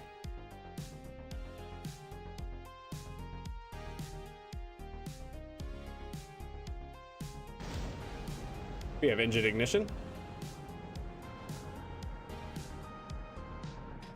Looking good. We have a downward facing camera, an upward facing camera. Oh, and that's the truck. All right. Let's see what happens, chat. This one is fully automated, up and down. A heavy can do 35 metric tons to TMI. Nice. With the stretched upper stage. I like it. That's pretty capable. 35 metric tons to TMI. Too much information.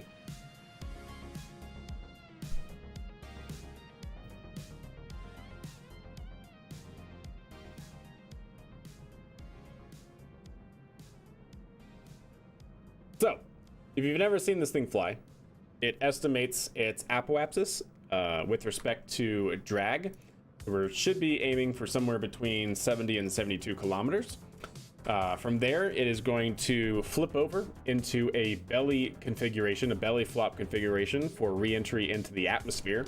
It'll actually get into a wedge shape, kind of like this, going this direction straight down into the atmosphere.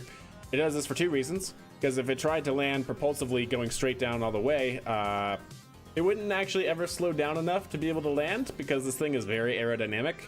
And it doesn't slow down enough to actually allow us to propulsively land if we didn't increase the drag. So now we're coasting up to apoapsis, 71.8 achieved.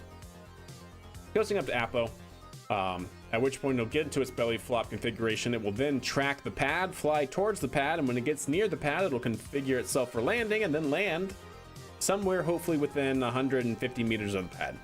That's the idea anyways. We'll see. We'll see just if it can actually do that or not. Good view of the parking lot. True, yeah.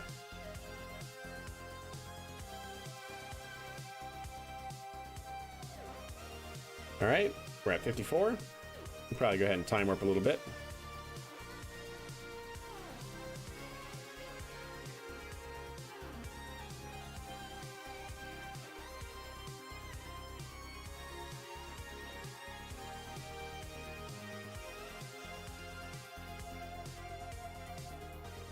All right, coming up on Apoapsis.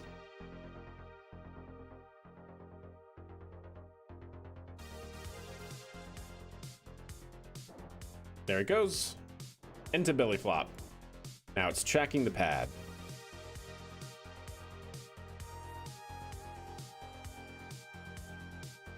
There it is in the wedge configuration. And stabilized. Any change to the vehicle since August? This one? Let's see. Will we change since August of last... Oh, wait. August of this year? No, not since August. No, I do actually have a plan probably starting next week to get back into coding this thing, make it a little bit more accurate, and actually start working on orbital class vehicles. But since this August, about a month, no, we haven't worked on the code since then. We've been doing our career mode stuff. But soon, chat, we have an entire roadmap of things laid out on what I want to implement and test.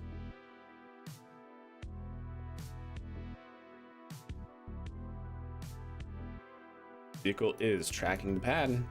You want to see what the readouts are? This is what's going on behind the scenes. We are in control mode 2B, or not 2B. We are 7,300 meters away from the pad location, traveling backwards at 39 meters per second, and we are commanding a 35-degree pitch down angle. So yeah, it's distance to pad, linear distance to pad, right? Like in the XY plane.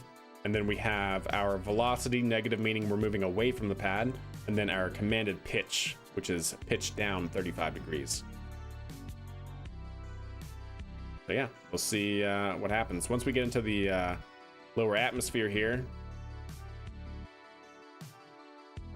should start getting some aerodynamic help to help us actually move towards the pad.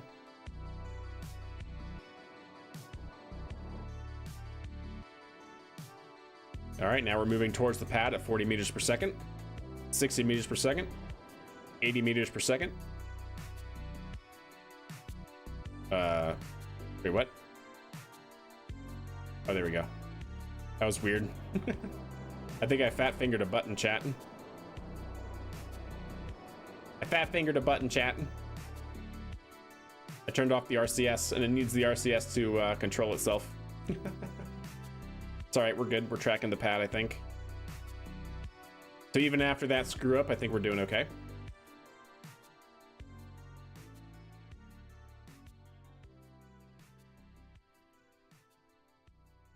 Looking good.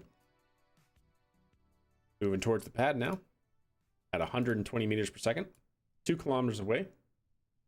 That's our point of interest right there, chat. That's where we want to land. Yep, seems nominal, all things considered. Continuing to pitch up, trying to slow down. We're within a kilometer of the pad. Slowing down, pitching up, tracking the pad. Looking pretty good. It's trying. Getting into landing mode. Ooh, we might be a little bit far. Might be a little bit far on this one.